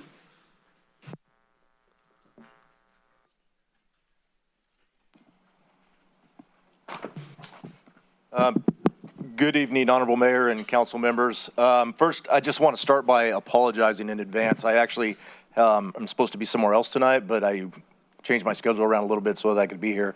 And I'm certainly interested in hearing everyone's comment, but I do have to leave after my comment or shortly thereafter. So I'll go ahead and get started. I don't think I'll take the full 5 minutes, but I just want to share some thoughts. So our local public safety resources are routinely stretched thin in our area. The council should be cautious about allowing businesses into our community that could potentially result in additional calls for service and law enforcement oversight. This could have a negative impact on other services that we're required to provide to this community. As everyone knows, the Federal Controlled Substances Act makes it unlawful under federal law for any person to cultivate, manufacture, or distribute marijuana. Marijuana is still listed as a Schedule I narcotic. So why would Yuba City consider any business that could create opposition with our federal law enforcement partners? Another concern, and I think a big one, is that we have a large homeless population in Sutter County. Two of the most prominent issues contributing to homelessness are addiction and mental health issues. Marijuana contributes to both of these issues as noted by the Center for Disease Control and Prevention. Having marijuana readily available can exacerbate both of those issues. I think as community leaders, we should be looking to solve problems that negatively affect our community, and we should not be contributing to those issues. As a citizen of Sutter County and a person who shops here locally, I certainly understand that our community is going to grow and develop. But I would ask this council, how is it that we want to be recognized? And what is it that we want our community to be known for? So I personally believe there are better business opportunities that will help this community grow and prosper, all while preserving our values. It was mentioned earlier, Prop 64, yes, in 2016, the residents of Sutter County actually voted no for Prop 64, which was the initiative to legalize recreational marijuana by a margin of more than 54% here in our county. Both Sutter County and Yuba City have ordinances that address medical marijuana, and there's a mechanism already in place for those that require marijuana for personal medical use. Furthermore, the city ordinance already prohibits commercial cannabis activity. I would assume that the passage of that, which I think it was stated 2017, was done after careful consideration of public comment by the council that was on the dais at that time. I also wanted to share that I recently reviewed a report published last month on the legalization of marijuana in Colorado, and that report can be found at www.rmhidta.org. And here's some of the data that's contained in that report. Since recreational marijuana was legalized in 2013, traffic deaths where drivers tested positive for marijuana increased by 138%. Marijuana use ages 12 and older increased 26% and is 61% higher than the national average in Colorado. Marijuana use for adults increased 20%, and that is 62% higher than the national average. In the area of public health, marijuana medical exposures increased 185% since 2013. In the area of social impact, marijuana tax revenues accounted for less than 1% of Colorado's budget for fiscal year 2020. And since 66% of local jurisdictions in Colorado have since banned recreational marijuana businesses. If you look at the results in Colorado, simply put, the legalization of marijuana is nothing more than a Trojan horse. Based on the information that I just presented, I personally would encourage the council to consider not allowing dispensaries in our community. However, after public comment today and into the future, if it's the will of the council to approve dispensaries here in Yuba City, I would ask that this council submit to your community a comprehensive plan of how these revenues will be spent. These revenues should include resources for law and fire, medical first responders, support for mental health and addiction specialists, homeless resources, and an education plan to deter our youth away from harmful drugs. Thank you for hearing my concerns. All right. Next is Pastor Michael Ciocciola, please.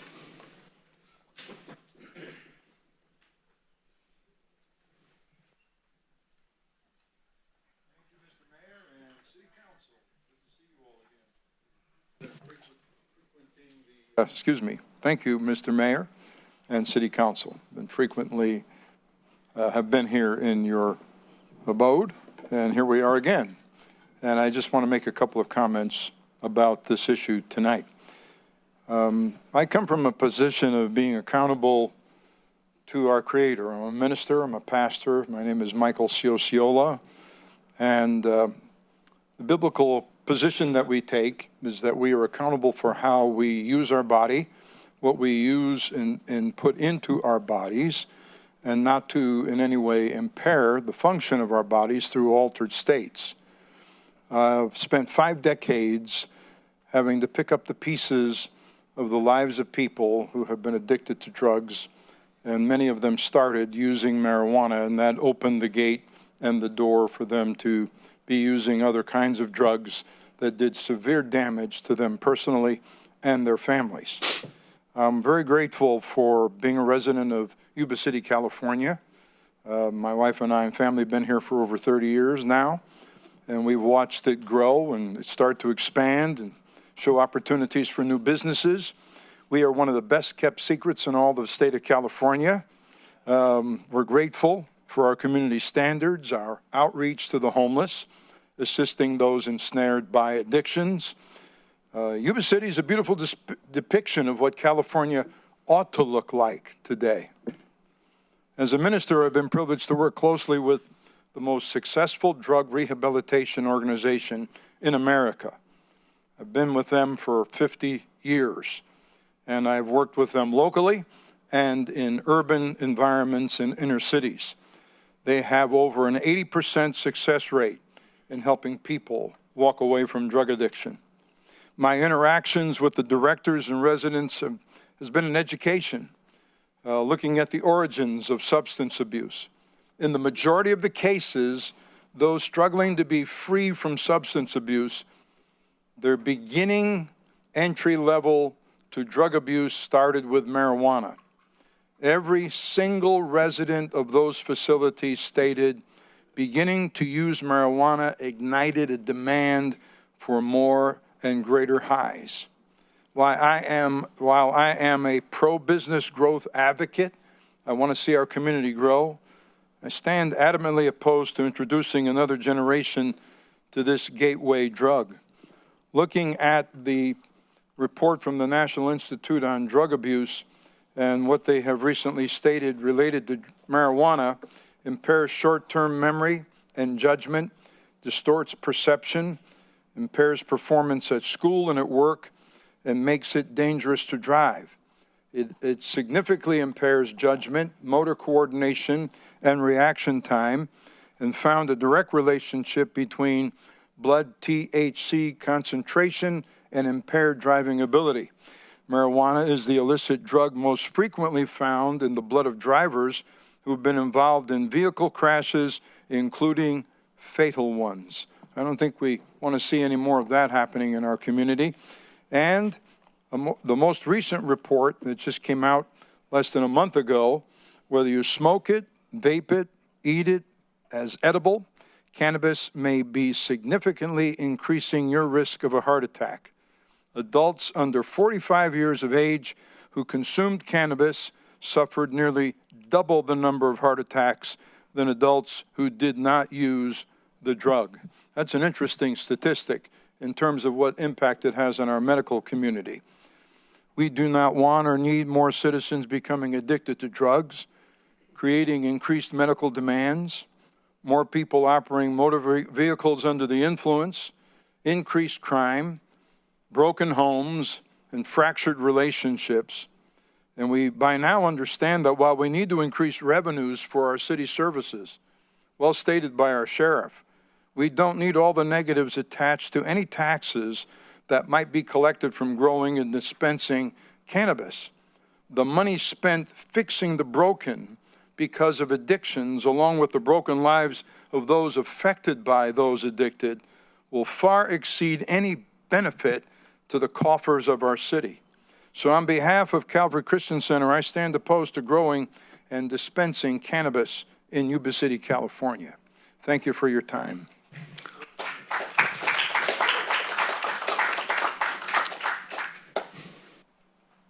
Thank you, sir. Next up would be Mr. Bill Embleton.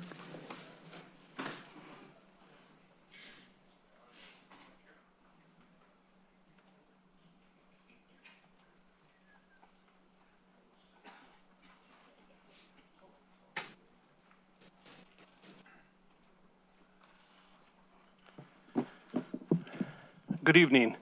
I'm grateful to be here to share some of my thoughts on the subject. First of all, maybe an introduction to my credentials of why I would be here. I just retired from Sutter County Office of Education after 25 years. I have served as a school psychologist, as a principal, and as an assistant superintendent for Sutter County. In those 25 years, I've spent the majority of my time with youth, typically at-risk youth. I have heard, the only thing I've heard about youth or children here is packaging and accessing. And I have to be quite frank with you that our children that are using marijuana are accessing marijuana from home. Some of them are picking it up off the street or from friends who are accessing it from home. I have sat down with youth and talked with them at length about their habit, about how they started, if they intend to stop, and how it has impacted them.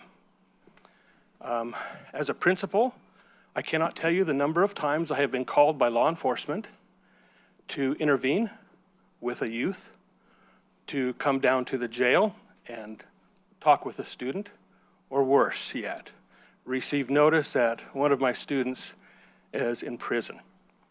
And over about a 6 to 12 year period, Feather River Academy students, there were approximately 12 students who have been incarcerated for up to 25 years.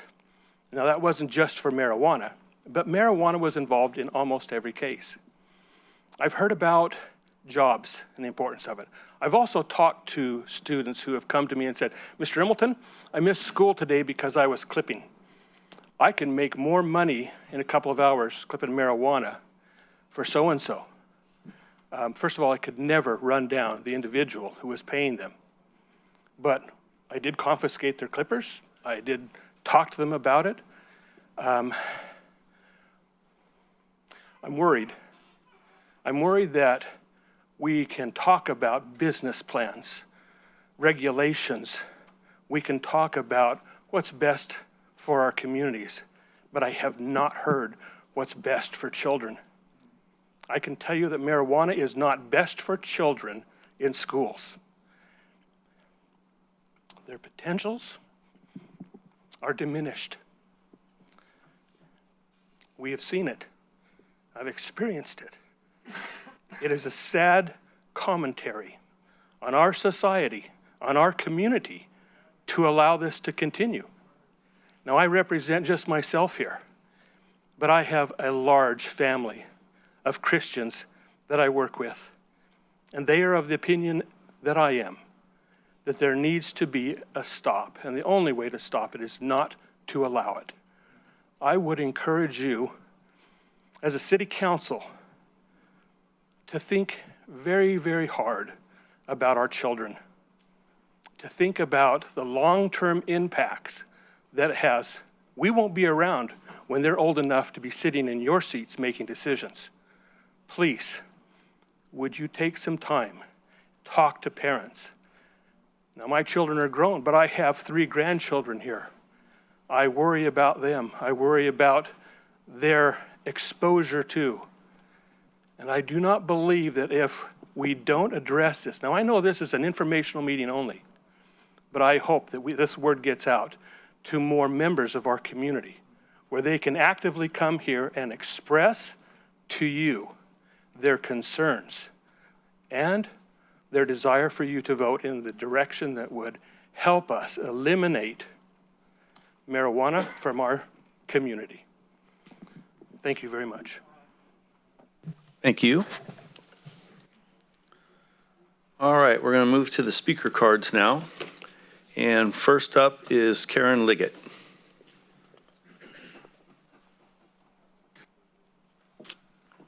Hi, Yuba City Council.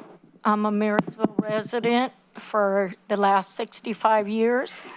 And you can opt out from the pot industry if you would like.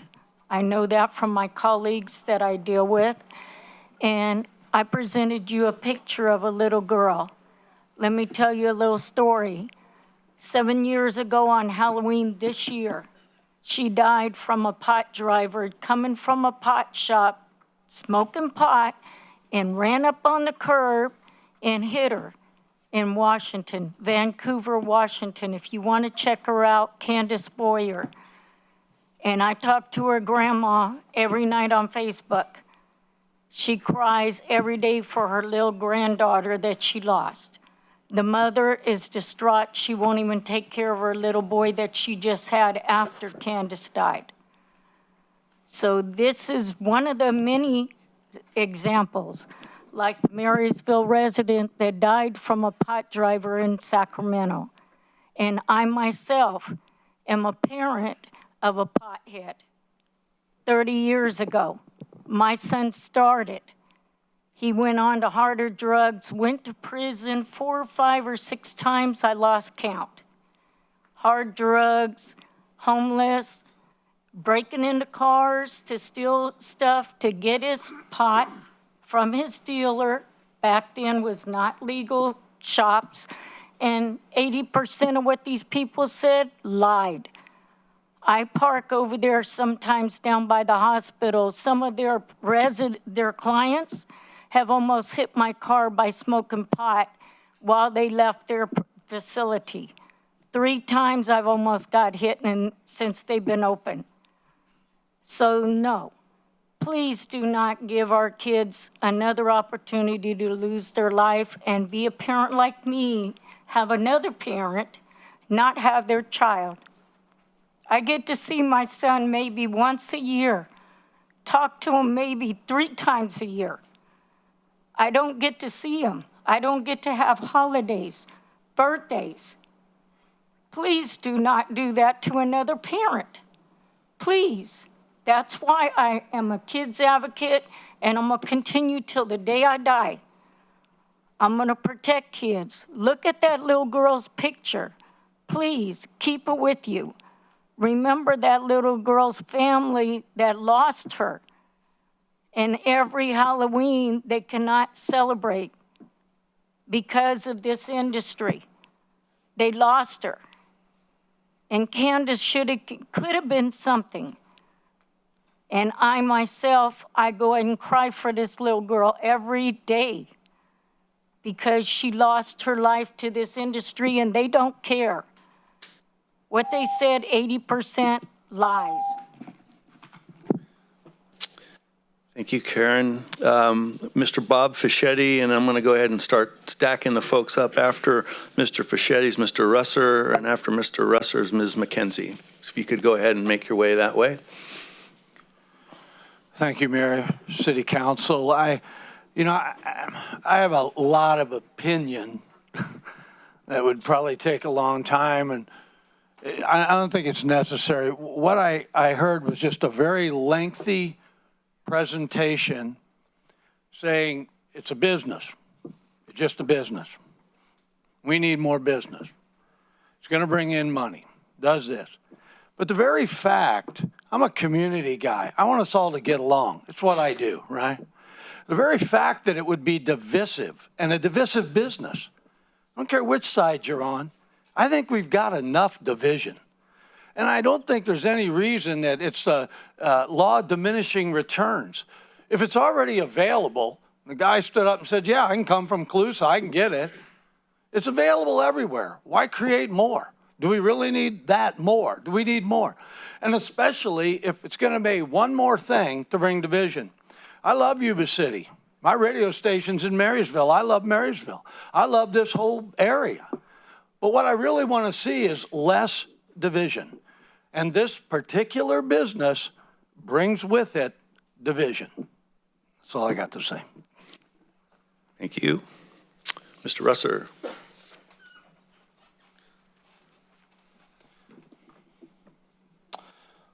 Good evening.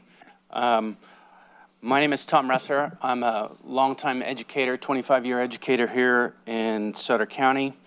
I've served many roles, a teacher, vice principal, principal, superintendent principal, and I'm currently the Sutter County Superintendent of Schools.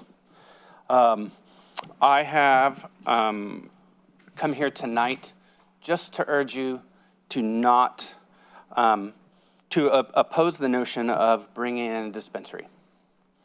I want to base that on my efforts and experience in working with kids. Over my years, and I'm going to use a little bit, just some high school data. I worked 8 years at a comprehensive high school here in town, roughly 18 to 1,900 students. And we would have issues, as you do in high school. You can expect it. There are issues with fighting. There's issues with everything from anything, stealing. But I'm going to speak specifically to issues with substance abuse or substance. When I first got to River Valley High School in 2009, I could tell you that 1 out of every 10 substance abuse issues was something other than alcohol. Alcohol was the predominant thing. 9 out of 10 times, it would be an alcohol abuse issue, something. And that's been longstanding. I mean, you see that. It happens in schools. As I went through my 8 years there, and I can tell you, and I like the presentation of the timelines, the more it has been readily available, it got to the point where it was 7 to 9 times out of 10 was marijuana.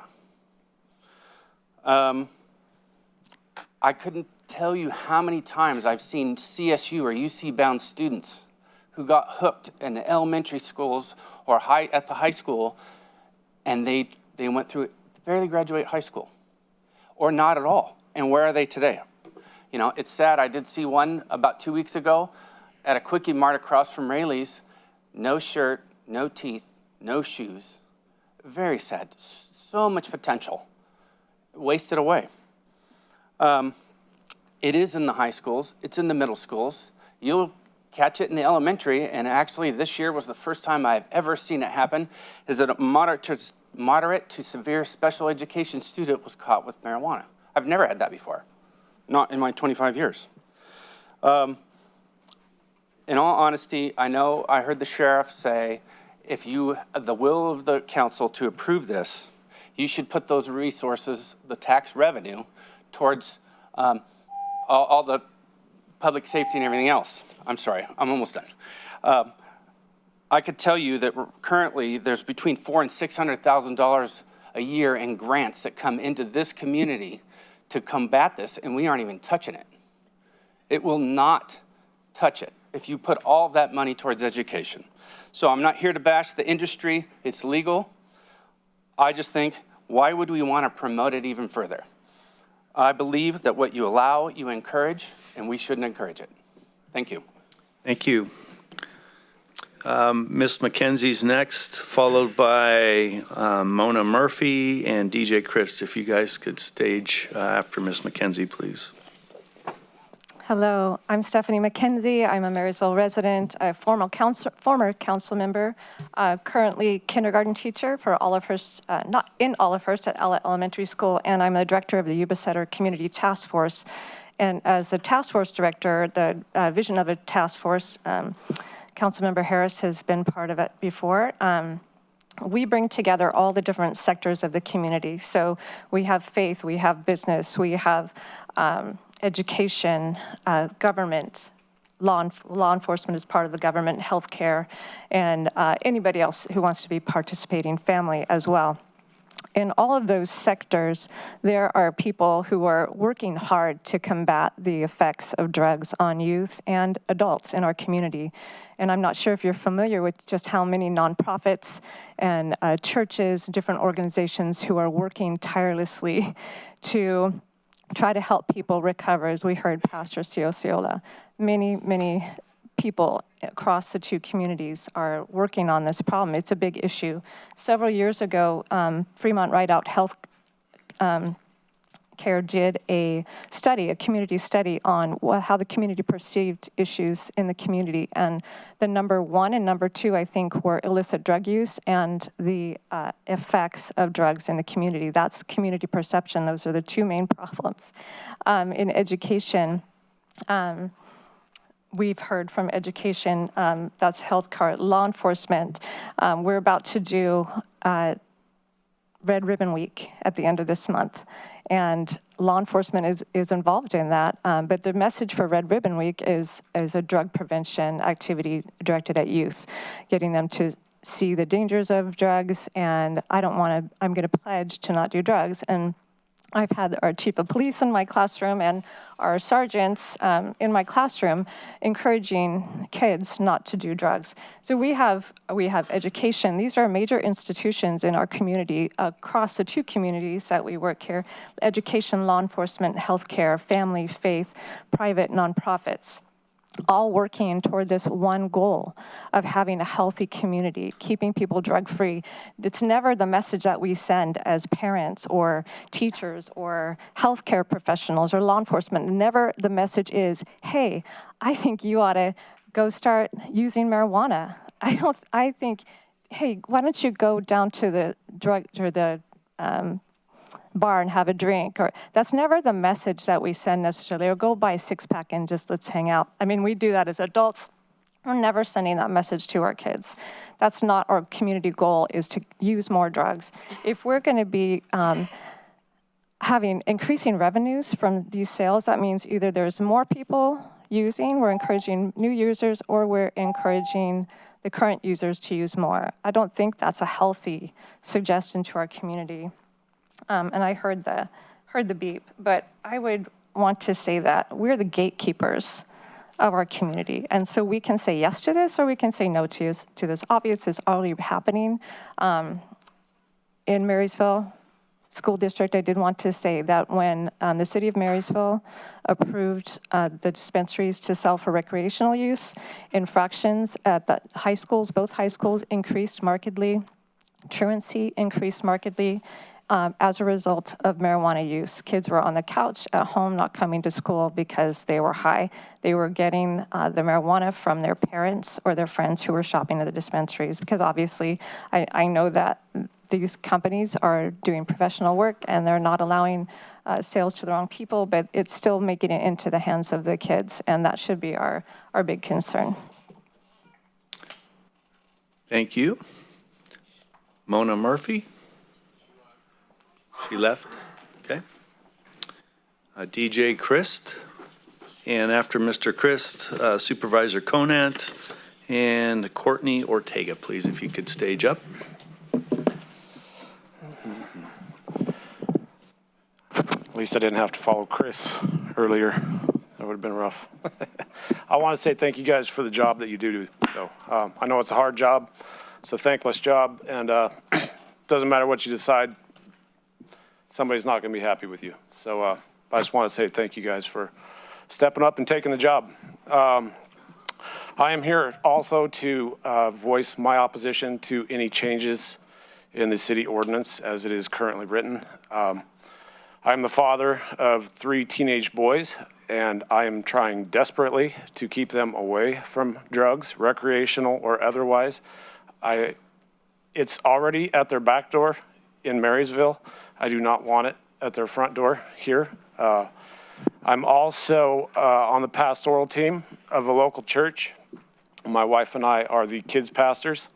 We work with kids, we work with youth, we work with families, we counsel families, we lead a parenting class. We are highly involved in family relationships. That's what we really teach about.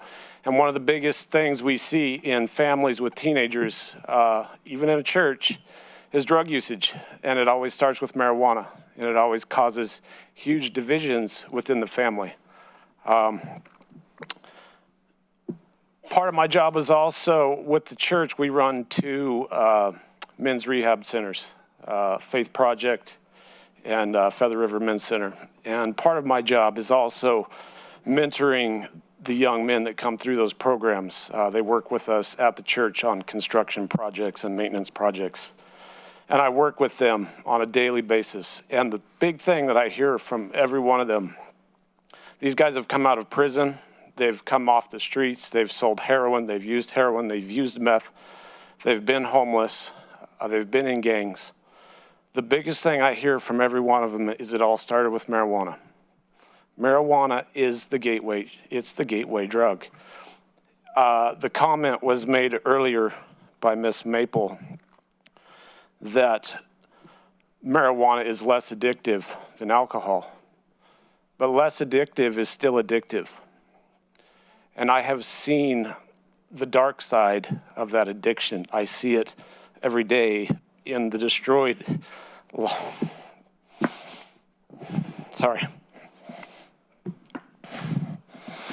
I see it every day in the destroyed lives of the men that I work with. I see it in the families that my wife and I work with. I see that dark side of that addiction. It's ugly. It destroys people. It destroys their lives. They can't hold a job. They cannot maintain healthy relationships. They can't do it. I'm sorry. I'll hurry. It's something, this is what I call death by inches. I am all for American freedom, but I'm also about order because my God is a God of order. So I'm about order as well. We need to have regulations on this. And if we crack the door a little bit, where is the limits? When do we stop cracking the door? Oregon has already decriminalized heroin. Are we going to go there next? We have to draw firm lines. I am a father of 3 boys, one who's having a birthday right now, but I felt it important enough to be here that I'm skipping out on that. But there went my train of thought. Come back to my notes. My God is a God of order. He sets lines, he sets boundaries. I set boundaries for my kids because I care about them, not because I want to control them, but because I want to keep them safe while they learn. And this is what we need to do for our community. We need to set boundaries, clear boundaries for our community, for our youth, to keep them safe because we care about them, not because we're trying to control them. I am not for taking anyone's freedoms from them. If they want to choose to smoke marijuana, that is their choice. But I am not going to be complicit in that choice. I'm not going to be complicit in opening that door and allowing that destruction to come into their lives. And so I just want to urge you guys also to consider the youth. If it's about money, if it's about tax revenue, what is my child's life worth? What is the value of our youth in this community? I see the destruction. I see it. I see the flip side of this business. It's ugly. I deal with it every day. What is the value of those men that I work with? What is the value of these kids and these families? So I want you guys to consider that heavily. And please, let's not change the ordinances as they are written. And I'm going to head off to a birthday party now. So thank you. Hey, Karen. Thank you. Supervisor Conant, Courtney Ortega, and after that will be James, hope I'm saying this right, Ferreira. Thank you, Councilman. Thank you for having us. Thank you for doing this tonight. First, I'd like to talk about youth. We need to protect youth, and we need to oppose this. We need to oppose growing in our community. Let's talk a little bit about marijuana and its effects on the body and the human mind. Marijuana leads to an increase in chance of schizophrenia and mental illness. Brandon Barnes talked about the homeless a little bit earlier. He talked about how homelessness have key issues and key problems. Drugs, alcohol, and mental illness. All those are intertied. Sutter County approved a hemp ordinance a couple years ago, and the first year the county lost $125,000 on implementation and trying to make it work. We thought we had a plan that would work and make the county money. We thought we'd grow a lot more hemp than we actually did. This year, the rough numbers are, at this point, not completed, but will be about 117,000. That is the kind of problems you can get if we don't know exactly where we're going to be on this marijuana deal. We don't know how many dispensaries. We don't know what the sales are going to be. We don't need this in our community, though. That's where I'm going. We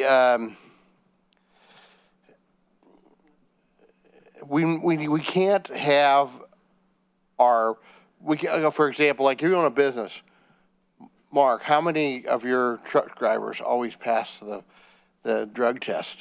And do you want to share a road with somebody who's high on marijuana? No. We don't want that. We don't want that for our kids. It's not a legal substance in America. Colorado has numerous problems with the legalization of marijuana. They're one of the first states to do it. I was back there a few years ago to visit, and 2 years ago, and we went to Colorado Springs. Great little community. In a lot of ways, it reminded me a lot of Yuba City. A lot of small business like on Plymouth Street. Those businesses are being overrun by homeless vagrants who smoke marijuana. And because it's legal there in Colorado, they come from everywhere to go there and get marijuana, and they're high and they live for nothing. And those poor storekeepers are just inundated. Nobody wants to go and shop there, but these are great little boutique shops and stuff. But nobody wants to shop there because all these people are in there, and they're shoplifting. The storekeepers are all, they just can't make it. Do we want that in our community? No. Oh, boy, that was quick. I didn't even get through all my points, but let me just finish. That was the special supervisor beep. Sorry, Mark. Let me just finish by saying we need to protect and preserve our community. We have a great community here, but we don't want to sell our community out for our 20 pieces of silver. Thank you. Thank you, Supervisor. Courtney Ortega, James Ferreira, and then Scott Sorensen. Hi, good evening, Mayor and Council members. So I really appreciate the lobby that came here tonight. Really, really professional. Actually blows me away how professional and persuasive the whole presentation was. But with all due respect, none of these guys care about your missed out tax revenue. They care about their consumer base that's about to grow by coming into this community. They care about all the new customers that this business is going to be able to access by being allowed to come into this community. Because the difference between a dispensary and an illicit market is that people will not always go into an illicit market. They won't go and find a dealer or, search that out. But a marijuana store is inviting to everybody. And you're going to get grandma, you're going to get the 21-year-old who just turned 21, never had a drink of alcohol, never smoked. You're going to get everybody who's going to walk in there. They're going to meet the nice marijuana girl who's going to tell them exactly what marijuana they want. Not too strong, not too light, just what I want. I want to go to sleep, So this opens a market to everybody who is not going into the illicit market. Yeah, it's there. If I have a back injury, I don't want to take opioids, I'm going to be able to find it, okay? So it's available to those people who want it, but by opening up more and more dispensaries, we are going into a population who would have never even accessed it. And this is really important to note because it is addictive. It is 100% addictive. Maybe not compared to opioids, but people who smoke marijuana, they smoke it for 10, 20 years. They smoke it like they smoke cigarettes. It's the same as cigarettes or alcohol, and that's why the lobby is so professional, it's so impressive, it's the same thing. And so throwing you guys 5% here on the side, don't fall for the bait. Seriously, we have to think about what this is going to do to the community. I'm from Eugene, Oregon, which I don't know if you guys know where that is. It's a little hippie town, college town up in Oregon, and they had an illicit market for forever. But they legalized recreational use probably about 5 or 6 years ago, and now there is a dispensary. There's more dispensaries than there are 7-Elevens. And the market's completely flooded up there as far as weed goes. But when you look at the culture that has come out of that, you'll notice I don't live there right now. There are, you see pipes, bongs, water pieces, things like that on the dining room table of a family's home. Parents are smoking with their children, grandparents smoke with their children, smoke with their grandchildren. It's a complete culture piece. And by having a store in town, it's like beer. It's like beer. That's what we're saying. We're saying this is beer. It is the exact same thing. And these guys would probably say it is. It's like beer. I smoke a joint when I come home from work, and that's all it is. But you're missing out on the fact that I can smoke weed before I go to school and I can put eye drops in my eyes. And we forget how habit forming this is, and we don't want to write it off as nothing. So I really hope you guys all take it seriously and take the culture of your community seriously and take all the comments said tonight seriously. Thank you very much. Thank you, Courtney. James Ferreira, followed by Scott Sorensen, followed by Stephanie Resigno. Good evening, Mayor and council members. My name is James Ferreira. I was born in Yuba City. 4 generations of my family have been in Yuba City. I've been here for 61 years, almost. I've been an educator, teacher for nearly 40 years. And I'm currently the superintendent of Yuba City Charter School.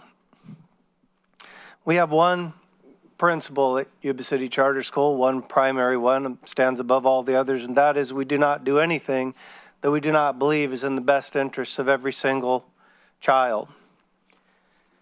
It is my belief that children take their lead and are encouraged by the behavior and approval of adults, even old ones like me.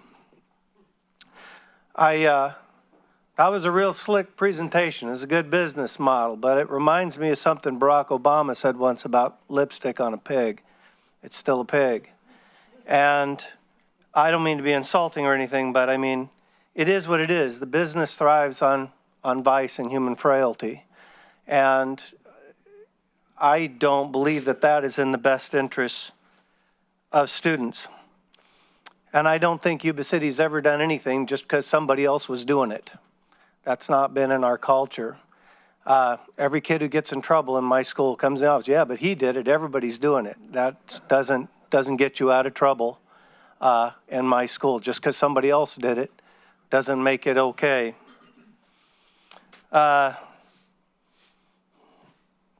also know from years of experience, students under the influence do not do well in school.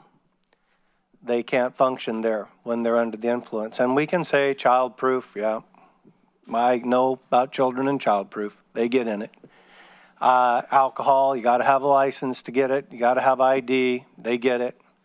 They get marijuana now, too. I don't like that either. But tacit approval on the part of adults is permission to kids.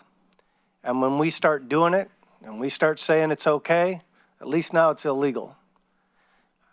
My school board made a resolution, which I'm not going to read because it's long, but I have a copy of it here to give to you for your perusal. And so, not for any negative reason toward the business. Business is business. People want to have business. But we have to, my board and I and my school, the students, the parents, we represented there, encourage you not to bring a thing like this into Yuba City. Clearly, there's access. I fear we are already way down this slippery slope, but I would encourage you not to encourage the use of marijuana. How do I get this to you? Thank you. I don't see Scott in the room. Okay. Stephanie Resigno, followed by William Zapata, followed by, Sammy. Hi. I'm sorry if I'm messed up. I've had so many surgeries. Just got out of the hospital last Monday, and I got another surgery next week. But I just want to tell you 3 quick things. Number 1, I heard them talking about how they're perfectly regulated. Okay, let's say I'm Mike Mafia, Charlie Cartel, entrepreneurial criminal. Well, you know what?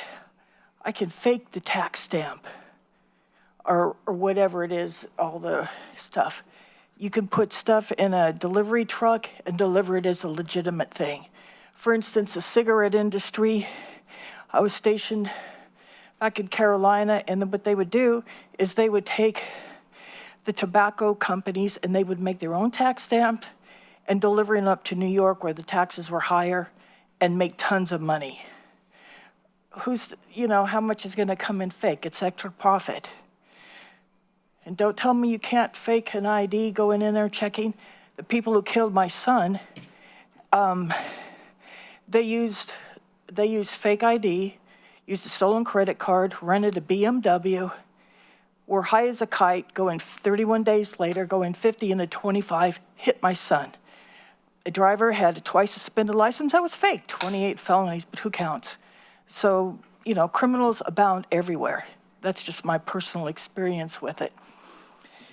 If man made it, man could duplicate it. I don't care how you talk about it. So maybe 50% of it is legit, the other 50% fake. But what I wanted, and I'm not going to repeat what other people said, but I will tell you this. Negotiate a tax agreement with Marysville. Let them have the headache. Let them have all the bonuses. Let them have all the problems. Let them pay for the mental health, the homeless, whatever. Just give it to Marysville. And that's come somebody who used to graduate from Marysville High. But you know what? I love Yuba City. I've been here since the flood of '86. And I'll die here, unless it's someplace else like Hawaii. No. But it's that important for me to listen to everybody here and just use your negotiation skills and get the money from Marysville and heck with it. Protect our youth, protect our community. And why should somebody with a cool business plan, I could probably make a nice business plan. Golden Gate talked me well on red tennis shoes. Show you how many jobs, no disrespect, you know, but just how many jobs you can get, how many factories you can build and all that. No, let's get regular jobs, not based on other people's misery or coming misery. That's all I wanted to say. Thanks. Thank you. Mr. Zapata.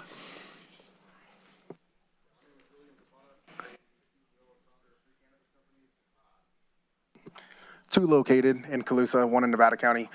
I'm just here. I'm gonna keep it short and sweet. I deliver cannabis to your county, to your city.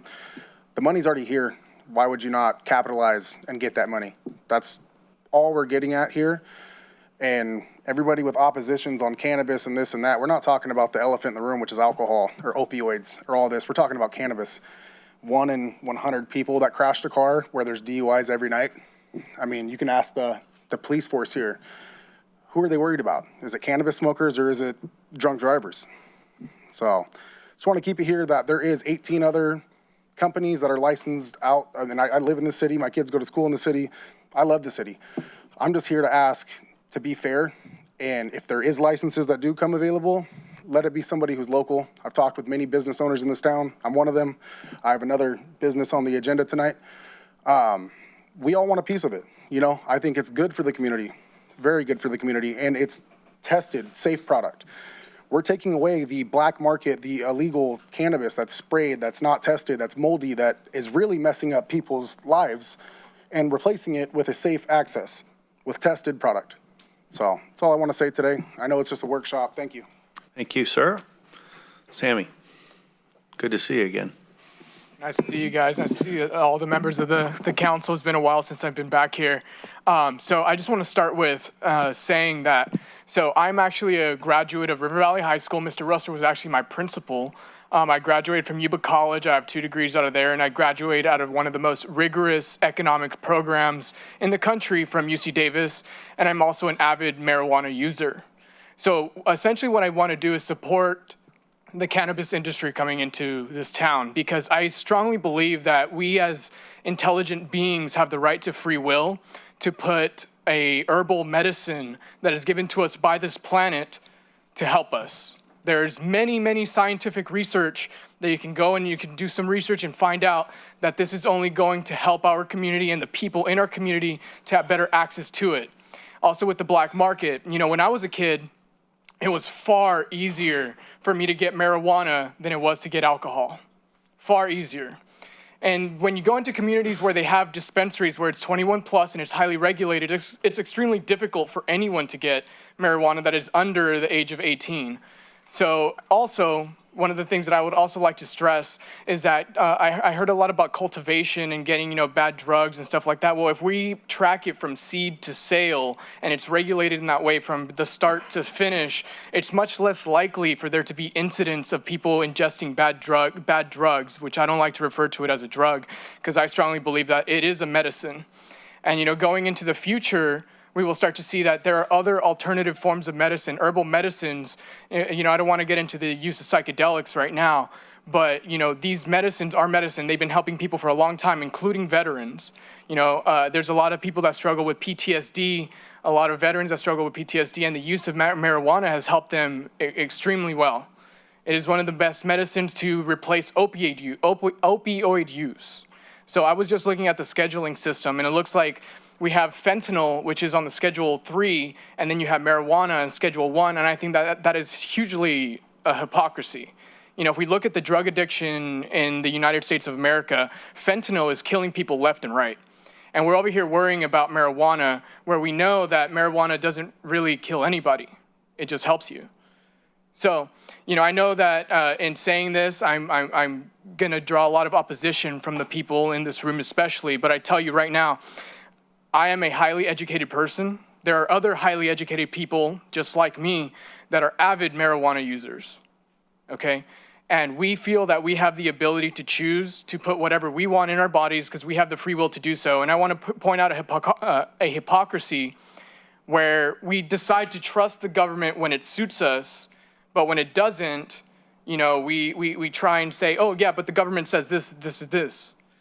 So, when it comes to marijuana, I think that we need to start taking a really close look as to what is it that we're actually opposing.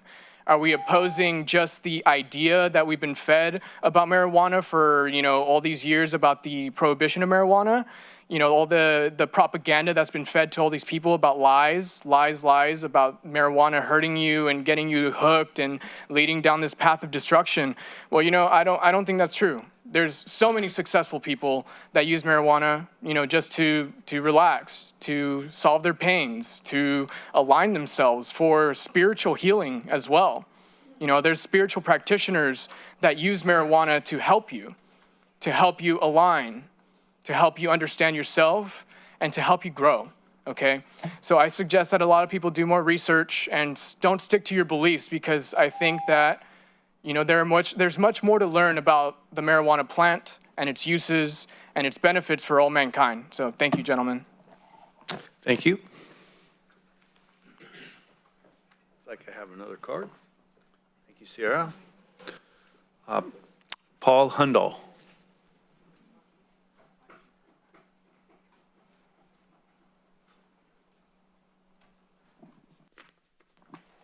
Yeah, I'd like to say a few. I've been observing everybody's comment. We're a very religious community here. We love our kids.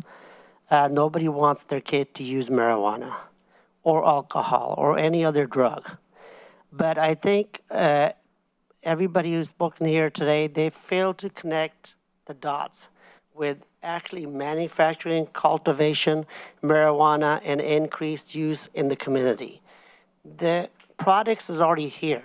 It's grown in Colusa, Chico, Sacramento. It's already here. Somehow we're saying that we want you to make a decision and not have anybody micropropagation facility, greenhouses, growing the little seedling. There's different types of licensing. It's not just the dispensary here that we're going to open up and then suddenly more people are going to be using it. I think we need to make that distinction, clear distinction, that just because we are going to manufacture here, it's going to increase the use of marijuana more. For example, if we're saying soda pop is already here, it's being bottled in Colusa, and our kids are using it and they get diabetes. Now we are saying, okay, let's just manufacture here. We used to have so many customers here who needs the product. That's not going to decrease the use of soda pop. They're still going to consume it. They're getting it from on the black market. However they're getting it, people are getting it. We tried to outlaw alcohol. It didn't work very well. We had more crime. So I think by bringing, we will create jobs. You'll have more revenue, but our kids, I know, when we try to tie all of the misfortune, accidents, and in people's life, and we try to connect everything to legalizing marijuana, I think, we tried, but I don't think it's the cause of that. The way we raise our kids, we spend time with them every evening, that's what keeps them away from drugs. It's not if we start manufacturing, start growing, and we're creating jobs in this county, that's going to have our kids use more drugs. I think that's a separate. There's a wall between that. It's a separate business, and that's not going to increase the use. And that's all I want to say. And that when you take into consideration and moving forward, legalizing it and letting jobs come here, just be sure that there is no connection. It's already here. Whoever wants it, they'll get it. But we are going to take a lot of opportunity for us to move forward. It's already available everywhere.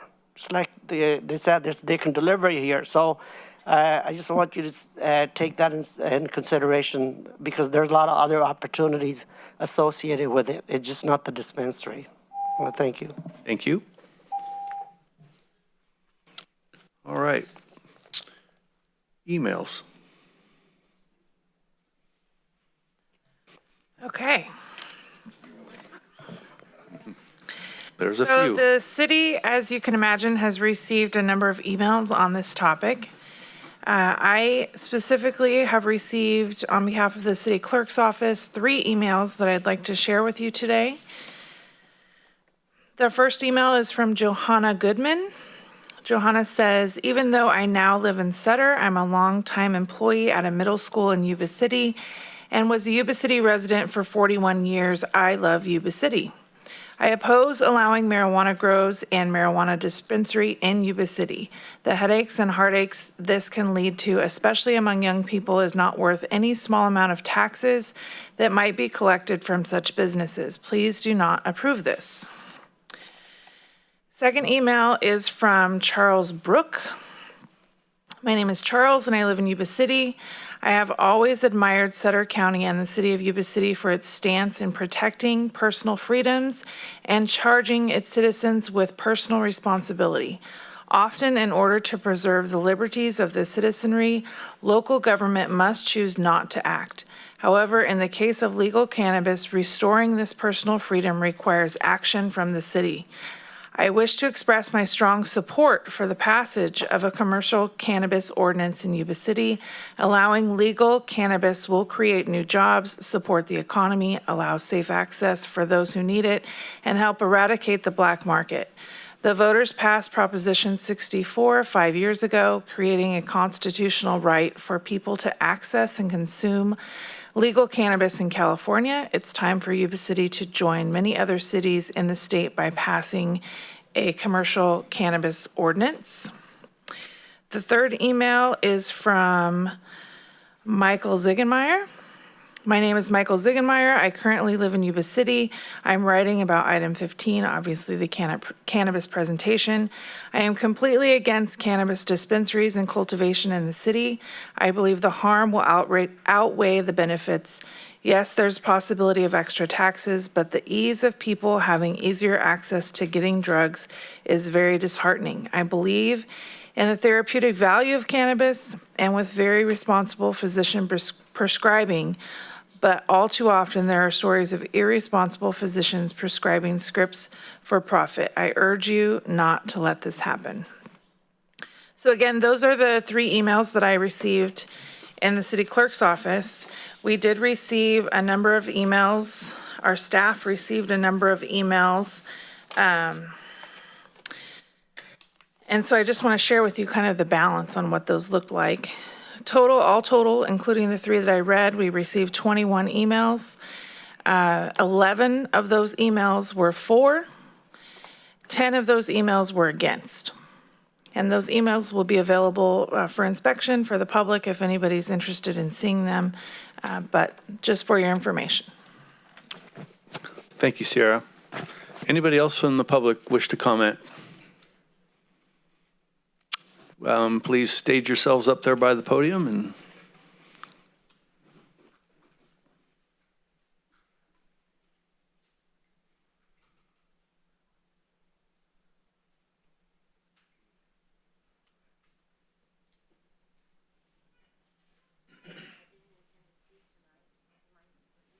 I don't think so. We'll get you a little help.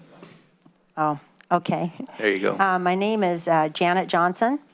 I've been a lifelong, I was born in Missouri, but I've been a lifelong resident here in Yuba City.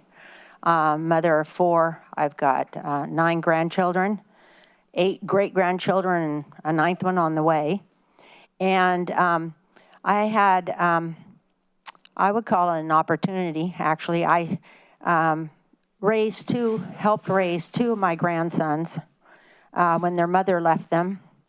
And I know that the older one, he started with marijuana, and it is a gateway drug, and he's into the hard stuff now. He's been in jail, he's been in prison. He'll be 30 in November. And his younger brother, who I know did not dabble in anything like that, he's 27 now. He's working 2 jobs. He bought a 1/4 acre out in Sutter with a mobile on it, an older mobile that he's really working to try to make something of his life. And I just really truly feel that you can say whatever you want about marijuana and like it's not addictive or anything like that. But I know that's how my grandson started, and I'm sure that probably most people here in this room know that's true, and it is a gateway drug.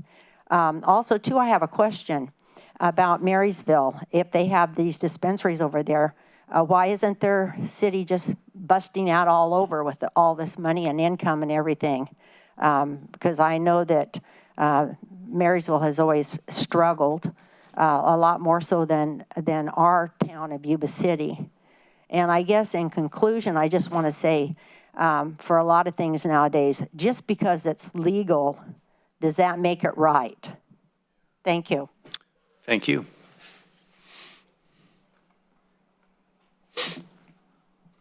Honorable Mayor, members of the council, thank you for allowing us this time to speak. My name is Michael Ciocciola. I'm a minister on staff at Calvary Christian Center. You heard from my dad a few minutes earlier, also named Michael Ciocciola. We both serve at the same church. It's not confusing at all. I love Yuba City. Over the past 6 years, have been able to engage with the residents of Yuba City as a firearms instructor, CCW instructor. And one of the things that I've come to appreciate about living here in Yuba City is that the people of Yuba City are red-blooded, patriotic, freedom-loving Americans who love the story and the history of who we are as a people and are engaged, very much so, with their civil rights. It's one of the interactions that I love having with the residents is when I'm teaching them the safe use and handling of a firearm, how they can use that and engage with their God-given civil right of self-defense. As our sheriff so eloquently stated and reminded us in this conversation about marijuana and what Sacramento has decided about the status of the sale of marijuana in the state of California, it remains a Schedule I substance, controlled substance. It is a felony. And every time that anyone in this room who owns a firearm or who would like to purchase a firearm and engage with their civil right of doing so will fill out Form 447 in order to purchase that firearm. On that form, which I've called up here on my phone, you will come across this question on the form. Are you an unlawful user of, addicted to marijuana or any depressant, stimulant, narcotic drug, or any other controlled substance? The use or possession of marijuana remains unlawful under federal law, regardless of whether it has been legalized or decriminalized for medicinal or recreational purposes in the state you reside. It's a felony. And so Sacramento has created a conflict for the sake of business with our constitutional rights. Everyone who purchases a firearm will fill out this form, if they're doing so legally, and they will come across this question. and they will have to answer that question. Lying on this form is also a felony. So there's a conundrum, a legal conundrum that's being created, and this needs to be made clear, not just for the sake of us, but for the sake of the future. Many people spoke to the children, the future generations of Americans that we are raising. I have a couple of kids myself. And I want them to be able to engage in the story of America as Americans, engage with their civil right. And doing this presents a federal lawful issue with engaging with our civil rights. Thank you for your time. Thank you.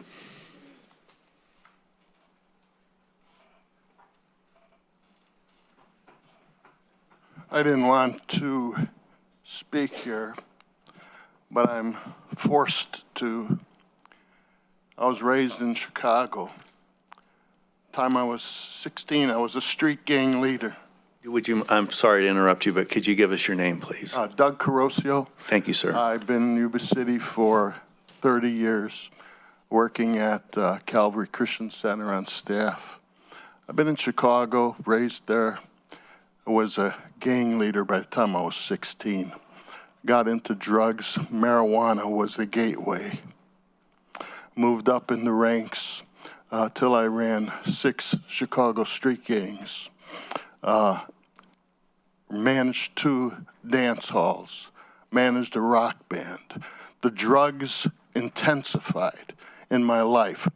After I started marijuana, I wanted a greater high. I wanted a greater experience. I moved on into other drugs. Marijuana was the beginning. I ended up as president of the Hell's Henchmen, which was the largest motorcycle gang in the state. Ended up in all that lifestyle, continuing to use marijuana and other drugs. I ended up either going to commit suicide or commit myself to an insane asylum. I buried a lot of friends who started out on marijuana. It's an open beginning drug that you start on and you end up in big trouble. You want to bring hell down on Yuba City? Open up your dispensary. What is thousands of dollars worth compared to one life that may get messed up? Compared to 10 lives, is it worth it? Compared to 100 lives getting messed up because we opened dispensaries and made the young people think that it's okay? That's all I got to say. Thank you, sir. Hello, my name is Flora Varghese. I'm a surgeon here, and I oppose opening up a dispensary. I'm not saying that there aren't any medical benefits for it. I'm just saying that the harm that it does and the cost medically would most likely be greater than the tax revenue you will get. I'm originally from Texas. I've served in the United States Air Force, and during training, we regularly drug tested everyone in a car accident. It was not only alcohol that I found in my patients. I found marijuana frequently also. So I would say just traffic issues, even taking care of patients in general. Marijuana users are like people who use opioids in the sense that they require more anesthesia than the average person. Controlling their pain is also difficult without higher doses of narcotics or use of marijuana. So I would just be very cautious in opening a dispensary because we don't have the numbers for the medical cost in Colorado or Oregon or even California for the cardiac, the pulmonary, all those heavy medical costs. And so you will probably find that in the next 20 to 50 years what those costs are. But right now, this is the natural testing sites. If we were to do a clinical trial, it would be the control states that don't have marijuana legalized versus the states that do. And you won't know until probably the next 20 to 50 years what the damage will be. And so you're just basically guinea pigs for the national clinical trial for marijuana. And so I know many people are afraid of the vaccine that hasn't been tested. Well, you're about to find out in the next 20 to 50 years what marijuana will do to our society by legalizing it, but we don't have the numbers. But I can tell you that as a medical professional, there is definitely a huge cost to recreational marijuana use. Thank you. Thank you. Good evening, council. I'm not going to ask you to play baseball right now, but I was thinking, and I've lived in this community for 62 years, and some of you may go into the same doctor office that I go to, but for 30 plus years, I've been going into the doctor's office, and I see a chart on the wall, and it shows a brain, and it says this brain is on marijuana. This is a healthy brain. And it's dark, it's tarred, it's everything else. Why we would want to do that to our children, I have no idea. I looked at it all the time my kids were growing up. I think about my grandkids that are just 3 and 4 years old right now. And if we question a lot about science these days, we question a lot about, medical things and everything else, because that's what society has done to us. But I've looked at that chart every time I go into the doctor. It's still there as far as I know. And I see it, and every time I'm there, I think, why would we want to do this to our children? And that's my only comment. Thank you. Thank you, Jeff. Hello, my name is Monica Mason. I'm 56 years old. I started smoking pot when I was 11 years old. It messed up my mental health abilities. I did not graduate from high school. I became onto other, alcohol and other things, like most kids do. Even my kids, even though I had been clean for 16 and a half years, I had been clean while I was raising my kids. But somewhere down the line, even though I didn't have that around me or around my home or my children, as teenagers, they still stumbled upon it. And my 3 of the 4 living children that I still have all smoke pot. I know that they gave a great presentation, but as for their child safety proof containers, well, in Head Start at 3 and 4 years old, children are taught how to use scissors, and we buy little hammer toys for them when they're, 6, 8 months? So, not saying that the children that small will be getting into your containers, but certainly between 8 and 11 years old, the idea would probably present itself. All in all, I'm against it. And it just, to me, sounds like a legal drug cartel for a federally illegal drug. Thank you. Thank you. Anybody else in the audience? Seeing none, how about online, Sarah? No public comment. Okay. All right. Mr. Moody. So really that concludes staff presentation tonight, and we're here for questions or feedback. Any further questions from the council before we conclude this? First, I would like to make a statement to thank the public for being here and voicing and sharing in this public forum. This is what local government's all about, is for us to collect information. And we thank the presenters for those, as well as for all of you for the comments that you bring. At this particular point in time, I'll bring it back to the council, but if there's any further comments, but in all reality, we're done with this item for this evening. Through the mayor. Yeah. Mr. Mayor, I would, and I've asked this question before, and I commend you for having the workshop, but where are we going from here? Because we need to provide staff direction on whether or not we're going to entertain this, whether or not we need further questions answered. I'm sorry, Vice Mayor, it's really feedback. not really direction. So any feedback from the information that you learned today from the presenters and or from the public comment aspect, that's what staff's looking for. So we might be using semantics, but there is no formal direction the council would take. It's really just feedback. So Feedback and guidance. feedback. And so I think what are it's we going feedback, correct? Okay. Feedback, Shannon. So what are we doing with what we obtained here tonight is my question for my fellow colleagues, because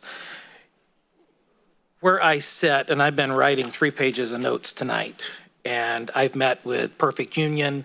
I've had more than a couple of months to have my questions answered by them, and we've just spent probably 2 hours of listening to presentations and feedback.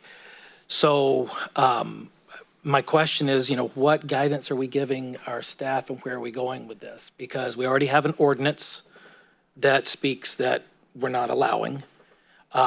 What they have presented is actually, they've submitted an incomplete application because we don't have an application process. And in order for those to be an application, we have to take action or give guidance. So what is our guidance for our staff for taking 2 hours of everybody's time tonight, including yours and mine and the rest of the council? I'm struggling, where are we going from here since we spent so much time tonight? My opinion is this: the reason that we brought this forward this evening was because we had businesses that are continually bringing forth questions to our staff. The staff is looking to the council for clarification or other items in regards to this. We can continue to kick the can down the road, as others have done previously, or we can take information, digest that information. If there are questions that staff, for instance, council wants to ask of staff for follow-up, I think that would be the kind of feedback that I designed this workshop for, not necessarily to launch in any direction. It was basically, let's get the facts, let's get the feedback, let's get the public input. If you've got additional questions of staff that you'd like to go and have them follow up with, I think that's the appropriate feedback that we're looking for tonight. That's the information that I've gotten from council in regards to what this was about tonight. And again, I commend you for, we're not trying to kick it down the road. Where do we go from here? That is my question. And you have a question. Yeah, where do we go from here? Are we going to direct staff to answer further questions and bring us back possible ordinance changes? Or are we done with this? Because, we all just attended the League of California Cities, and I know that the 3 of us went through various workshops on this. And as it was brought up by some of the speakers earlier, this is a very divisive, very polarized subject that will rip a community apart. And we've had this go through our community. The year that you and I ran, there was a topic that was dividing our community.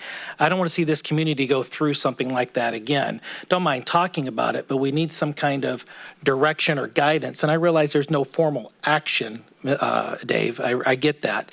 But we just spent 2 hours on this. Am I looking for these 2 potential applicants to be back before us again?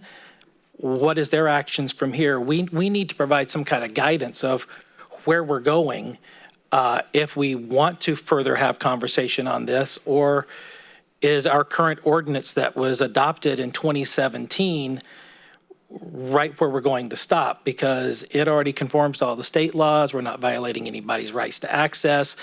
This gets back to what the League of California Cities said. This is all about local control, and we've talked about it for the last year. Going through COVID, we fought the governor tooth and nail with things, and we talked about, the Department of Health and how much we can trust them or can't trust them. We've been in this environment for so long, and it's time for, if we're going to have the discussion, let's not rip the community apart. Let's have some clear direction coming out of here. Are we going to continue on at a later date, or are we just going to stand put? That's the direction I'm looking for. And our public deserves that. So does the applicants. And that's why we put it forward today. Council.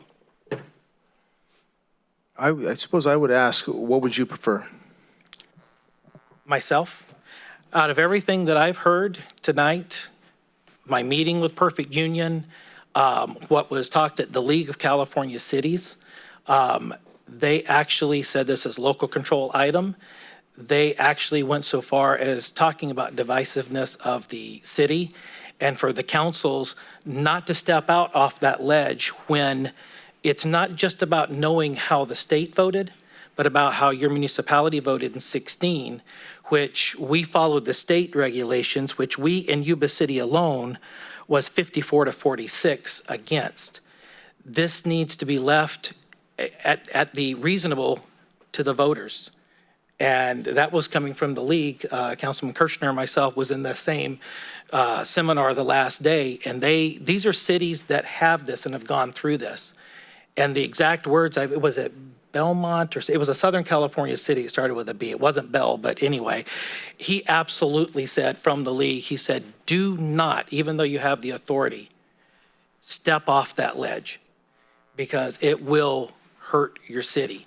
If the true nature of our community has changed, let the voters decide and let it go that route. They also said that, do not do ordinances before you have the tax mechanisms decided and in place as well. Am I correct, Councilmember Kirchner? So, I've done my homework, and this is a highly volatile subject, and I'm here with an open mind. I just want to know where we're going. If we're going to do something, let's get that direction. If we're not, then the council prior to us spoke. So are we asking where I would be? Yeah. I think we know. Leave it alone or send it to the voters. That's it. So nothing or voters? That's it. All right. I will say that I'm in a position where I have listened to everybody's comment today on both sides. I have received multiple emails, most of which were in favor, not by a large margin. However, I need more time to digest this personally. I am not going to make a rash decision to say yay or nay tonight because it is a big contentious issue. It's an inflammatory topic. It does have a lot of variables at work and differing perspectives to consider. I do tend to take a more pragmatic approach to the entire thing.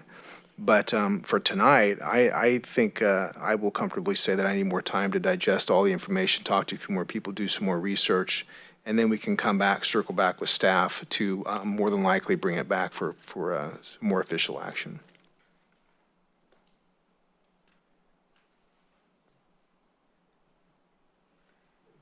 Through the mayor, I know I'm pointing at Wade, pointing at Dave. Were you going to say something, Dave? No. Go ahead, I don't know if Dave, Wade, did you want to add something? Either one. Yeah, through the mayor. Wow, there's a lot of stuff there. To the vice mayor's point, during the workshops, right out of the starting gate, the first thing they said was, look at how your community voted in 16 on Prop 64. I mean, that was the first thing out of his mouth. And I got on my phone right then. And I think a lot of people in that room got on their phone right then. So, but also to Councilman Harris's point, I'm not ready to make a decision tonight. I do need some more information, and not to dump this back on staff, but I think that'd probably be the proper choice at this moment. Thank you, Mayor. I appreciate you having the foresight, the direction to really bring in topics that are just not always the comfortable ones. You do a really good job in helping us navigate through all that. So I want to thank you for that. And this topic is not an easy topic. I mean, 2016, when the vote was available to people, people fought it all the way through, and yes, Sutter County is a different vote than the rest of the state of California. No argument there. It's pretty clear. The thing is that, I've heard, and I appreciate all of you who've shown up. I appreciate all the people that have emailed. I appreciate all the people that have texted me. I appreciate all the people that have called me. I appreciate all the people that have asked to meet with me. And for most part, in my conversation, I think I've spoken to personally and listened to most of all of you tonight, without, sometimes there's distractions, but you know, overwhelmingly, I've heard from a lot of community here, speaking to them one-on-one without a formal poll or a formal vote, and the majority are saying, why not? That's what they're saying to me, why not, Grace? And I asked them, you tell me why not. I want to hear why you think not. And I'm going to do a little bit of something that I normally don't do, but I think it's maybe helpful because some of you have shared a lot of your background, your work, your experience. So, you know, I have a master's in social work. And in that master's, I take an oath to provide service to help people. And when I decided to make a career change back in 1994, I purposely wanted to go work with kids that were in problems with drugs, gangs, the most difficult children. I went to go work for Yuba City High. I ran their drug prevention programs. I established some awesome programs with a lot of great people. I've been working in education. I worked in education for 20, almost 30 years. I have recognition of awards of work of helping thousands of people, children, adults. So drug addiction is a complicated issue.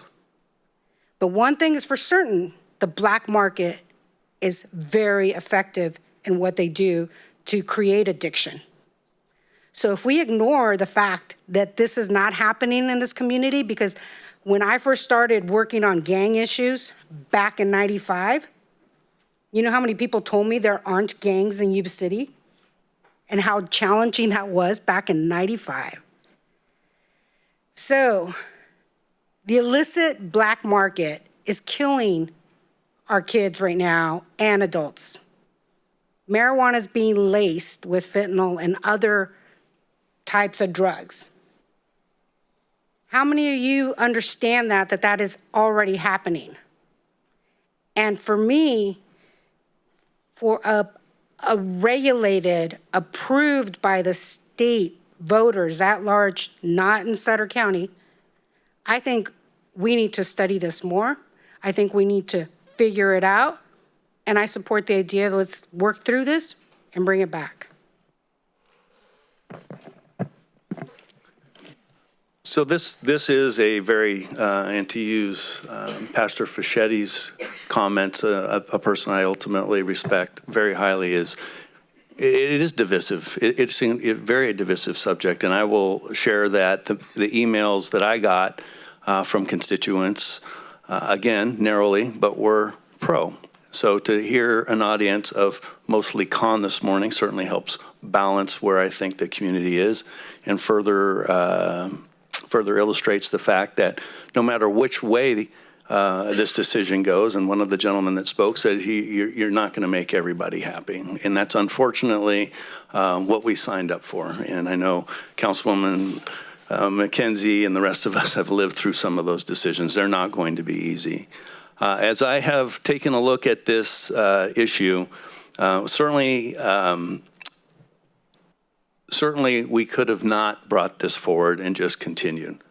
But we had a priority, or a council priority, of being business friendly. And I'm not saying that I condone the business or don't condone the business, or do condone the business, but this is a couple of business people, not unlike a lot of other businesses. Yes, I can understand that people have some moral and ethical reasons to think this is different, and I respect those. But this is a business that legitimately has come to the city and is interested in doing business here and is making a business case for us to consider whether or not we should consider allowing this type of business. So I categorize this a little differently than the business plans, because the research I've done, and I heard it a little different than the League of Cities than my fellow councilman, but that doesn't really matter. But what I heard was, through the research is there's a cultivation aspect of this business, which is completely different than storefront retail or dispensing. And that cultivation business, as the gentleman presented, super highly regulated, super highly secure, makes a lot of jobs, pays a good living. That interests me. I don't know why I wouldn't be interested in that. The folks from Perfect Union talk about storefront retail and what that brings to the community. I'll be honest, years ago, I probably, as a firefighter and somebody who responded, I probably would go, man, I don't know if I want to add any more drugs and alcohol and marijuana or whatever into the system, because I had to take care of those people. But then I hear the statistics that let me believe that 60% plus of the stuff that's being sold in Marysville is already in Yuba City. I don't know what the numbers are. I've been told they're higher than that. It's coming in from Calusa. So to ignore the fact that this is already in our community, so then what do? Do we help to regulate that? Do we find a way to get into that so that we can take that revenue? And to the highly regarded Sheriff Barnes, in my opinion's comments, if we're going to do something like this, can we specifically earmark those funds so that we can attack those issues and use whatever that revenue is, stop the environmental pollution, stop the illegal growing, stop all this other stuff that goes on with this illegal stuff, take whatever revenue is from here and attack some of the problems that we have in regards to a problem within our community that currently exists. So for me, moving forward, I think that my goal at this particular point in time is to not give clear direction to staff, but to give feedback. Is I'm interested in looking at what a cultivation ordinance would look like. I'd like to see what that looks like. What controls can we put in place? We don't need to levy a sales tax. We can do a business development agreement, if I remember correctly. That's not a sales tax issue. The sales tax is going to exist no matter what. As far as storefront retail, I want a little bit more information. The presentation's given me quite a bit, but there are some questions based on the presentation that I would like to ask staff to pursue, and I intend to do that through the city manager's office, pure and simple. And my suggestion would be, let us figure out those questions. Let them propose that to the city manager. City manager will use his office and his staff, and let's come back and we'll move this item down the road to another meeting where, as I mentioned at the beginning, this is a process. There is a lot of process left here. I don't want anybody to leave the room thinking, they're for it or they're against it, because clearly I didn't hear that tonight. I hear we're in the fact-finding mode and we have interest. When we've heard from the public, tonight has been resoundingly no. I get it. But there's also some folks out there that feel differently. And at this particular point in time, I think if you're asking for feedback, that's Mark Boomgarden's feedback. No more powerful than anybody else on the council, but that's the feedback that I would give you, Mr. City Managers. I'm interested in a cultivation ordinance to take a look at that and what that would look like. Again, I've got some storefront retail. I've got the book from the League of Cities that clearly maps out a lot of that stuff, but I still have that was last week. I haven't had a chance to really go through all of it as well. So I have a few questions still. Okay. And through the mayor. Mr. Mayor, if I can just say thank you. The last 5 minutes has been really what I was trying to get to with where we go, because I was not comfortable just going presentations over, feedback's done, and that was it. So thank you for taking the extra 5 minutes, and this will be coming back before us in some kind of time frame, and whatever that is, once we get the questions answered and we can figure it out. So thank you.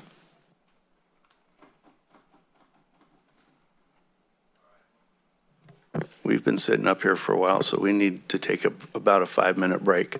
Again, thank you for your attendance tonight and your participation, and there will be more meetings.